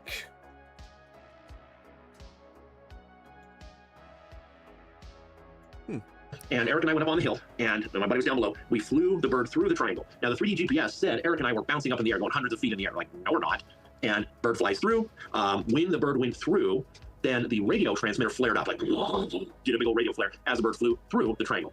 And then on the ground, my buddy was picking the bird up, and again, the transmitter was saying it was like Spock in fast motion, like, he wasn't. He was just picking up the bird, putting the jesses on. We did the experiment again. The same thing, the exact same thing happened. We filmed it, we documented it. We're like, well, let's go to the East Field. So we all got in, we all drove to the East Field, open space. That's cool. Get the Falcon flying up. It's doing good, doing great. It's going about 800 feet up, and the GPS, beep, you got a 3D. You picture Google Earth with a 3D blip going through real time. So we're watching this, and we're like, okay, let's bring her down. So we go, we call her down, and she starts to come down towards the ground. And right as she gets with the lures out there, I land on the lure. I get a big meal, and all of a sudden she freaks out, and she flutters and goes around, comes back around, and she keeps freaking out. Something near the ground was repulsing her from landing, and so finally she got so spooked, she starts going up, skying out, and she. So, I mean, it sounds to me like there's just some electromagnetical disturbance or something that's fucking with the bird's ability to use its little internal gyroscope.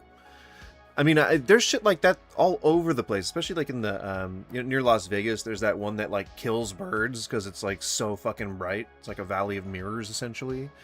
And then like there's other places. There's like that the one that's that people think controls the weather, the NOAA facility, I think, where it emits a sound that attracts birds, but they die if they get too close to like some of the facility's thing. Like it's like a shock fence or something like that. And then there's another place where like a pulse can like kill birds out of the sky. Like it's all these, I don't know, fucking shit filling the air. I am obviously, I'm not saying very scientific things, but I'm not a professional in that sector. So I don't know. I know the concepts that I'm trying to communicate, but I don't know the terms for them. So yes, Harp, thank you. But yeah, there's shit like that exists. It does not control the weather. You're talking about cloud seeding. That's not a thing. Like that's, it cannot control the weather. This is not that one movie with Two-Face in it. Okay. It's just, we're not there yet. That'd be cool. But no, that's not that's not how that works. 700 feet, about 800 feet, all of a sudden the GPS starts to miss blips. It's like blip, blip, blip, nothing, blip, blip, blip, nothing, blip, nothing, blip. But like it atmospheric disturbance, like static electricity buildup in the air or electromagnetic disturbance or interference could make a GPS go crazy. Like even if there's just a strong enough magnet nearby, like there could be something under the ground, like a nickel deposit or something that's been like, I don't know, rubbed the wrong way and become or ferrite or some whatever like hypermagnetic base metal could potentially disrupt the electromagnetic field that the core puts out. That could be a thing, and which I think is probably what's happening when the internal shit gets all fucked up in a bird and cause it to slam into a mirror, like out in the whatever the desert is. The Las Vegas desert, where Donald Trump keeps thinking that the turbines are killing birds. You want to see a bird graveyard? That's probably one of my favorite Trump quotes is, you want to see a bird graveyard? Go to a windmill or go to a wind farm. Yeah, it could also just be a bird being a bird and not wanting to land or seeing a snake or something. Yeah, like there's just so many. It's like, it just makes me so, makes me feel like I'm insane.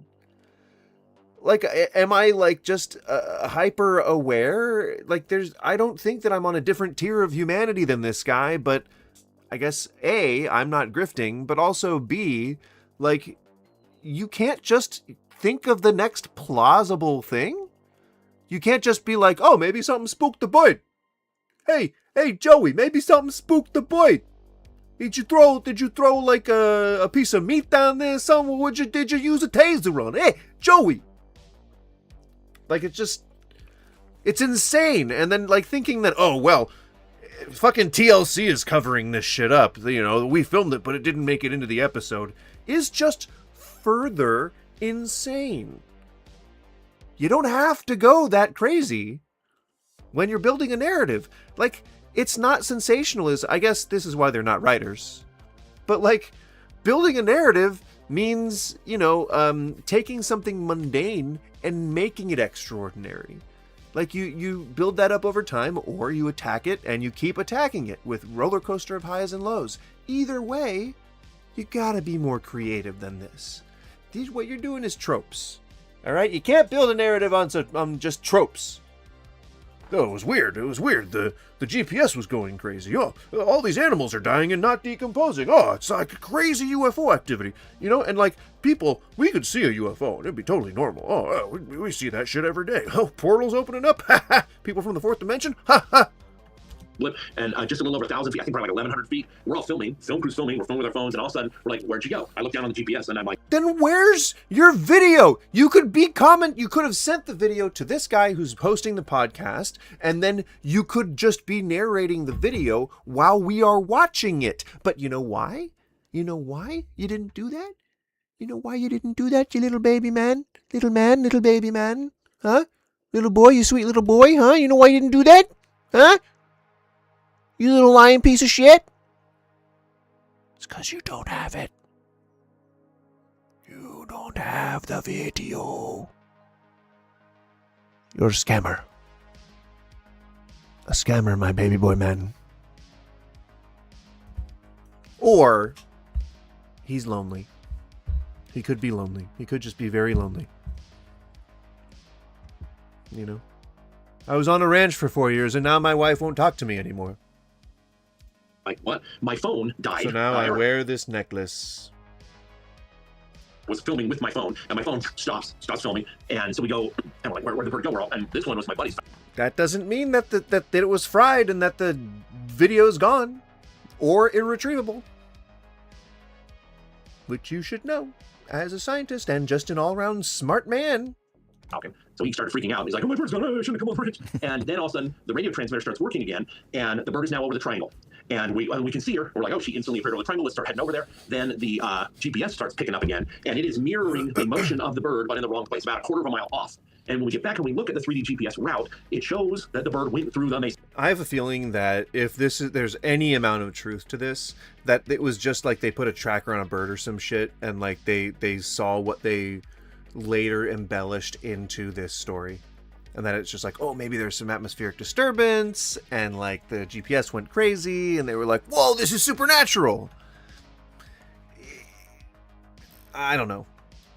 If they're... It doesn't sound like he's promoting a show that is on the air. So maybe he's reflecting on a show that was on the air, but this would be like sort of a cross promotion. Like you'd be trying to promote the show by sensationalizing stuff they thought was too sensational for making it onto the show for some stupid reason. So like you're saying like the BTS stuff that got cut out, like, you know, oh, like there was a floating like fucking orb and it farted on us and it was like a lavender cloud and it smelled like daisies, but they didn't make it. It didn't make it into the show. Those are like the juicy moments that you would hear and you're like, oh wow, like, cool, maybe I should tune in to see what made it in the show. It's got to be that much better, right? But no, the answer is no. The answer is actually the opposite. For again, no plausible reason. You could have just posted the evidence. You could have posted this video. You could have found some way to retrieve it. You could have found some way to, I don't know, fucking use one of the 30 goddamn thousand cameras that you probably had hooked up every single goddamn inch of that place to record something. But no. That's okay. The ghosts are finicky when there are people around, okay? You're probably never going to see one because they hide. Which is impossible. And that's I brought this science. Up, I haven't really addressed this, but I brought this up since. I'm like, bitch. In later seasons, there's a time at night where you saw a white light go into the mesa, and a time from Brandon's helicopter where you see around sunset a white orb come out of the mesa. Those are the same spots that the bird went through, according to the 3D GPS. And I think that's pretty big. The bird is fine, happy. It's flown for many seasons since. had no ill effects, but the evidence suggests that the bird went through the mesa, which should be impossible. What evidence?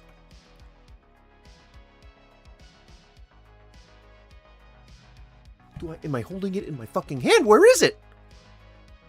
I don't think that he's prepared to offer any.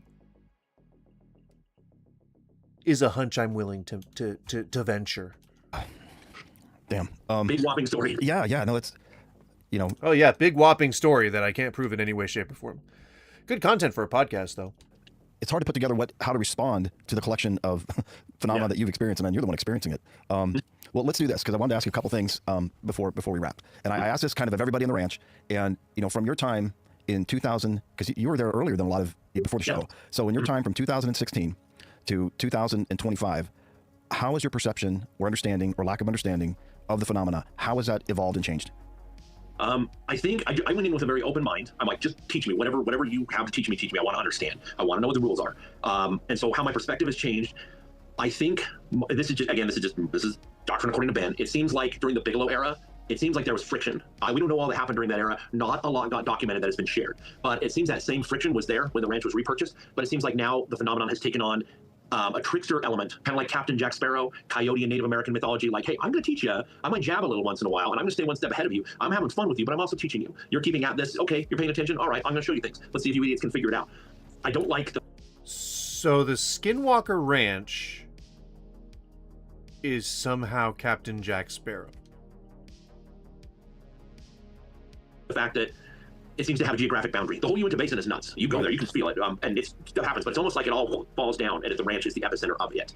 Yeah, gosh, it's almost like maybe there's some environmental bullshit happening, maybe some electromagnetic phenomena, maybe some, like, I don't know, maybe there's like a bunch of different shit that is happening around there that just happens to be a conflux of events because of the geographical makeup of the area, because of the way the air flows through it, because of the way that sound echoes off of sheer cliff walls. There could be 1,000 billion things that, like, it could be. It ain't gonna be something supernatural right off the bat. You got to prove that. At least channels like the Y-Files present the stuff with some decent narrative flair and then debunk the stuff they just said. I often hear them claiming things and then presenting it like, is that fact or fiction? Who knows? Ooh. I hate that shit, man. What is that? There's that compilation of the guy who used to be in Star Trek, who was like Belief... Was it Belief or Fact or Fiction or something like that? I thought that was really funny. There's like a compilation of him saying like all the things like is it a mystery? And that like but it's just like a whole compilation of that. It's really funny. Channels like these guys are the worst because they present no alternative theories and just feel like some kid's caught up in something. But and the thing that disturbs me about this is that this man is he's parading himself around as some authority on something that is, for the most part, out of the social zeitgeist. So what is he getting out of this? Like, what pittance can you be earning from these limited experiences where maybe you're getting paid, maybe you're not? But like, how are you benefiting science in any way? Like, it seems like you love bones, man. It seems like you love dead animals, I guess? Could you have been the one shooting the pellets at the animals and then sawing them in half to take a look? Sounds like someone who is obsessed with carcasses would do, but I don't know. Like, I don't understand what we're gonna learn that we haven't already failed to learn about the Skinwalker Ranch. And were people walking in with a skeptical mind, maybe we would have been able to conduct some real science that might have explained some of the phenomenon that are happening.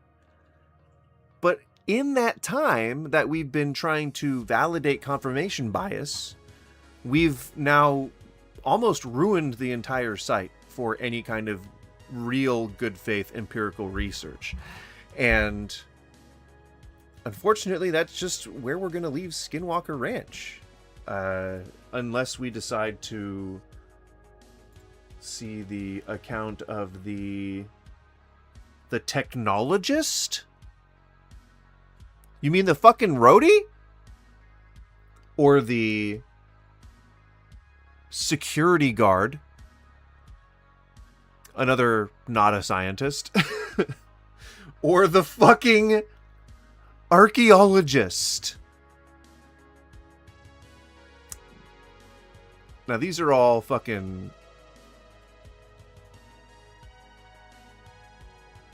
They're not... I don't... I just have a hard time rationalizing what we could learn from... Skippy, why the fuck are you talking about crypto? I have a hard time imagining what we can learn further from Skinwalker Ranch. But apparently, this is as far back as 2 months ago that he was interviewing people who I guess worked at the fucking facility.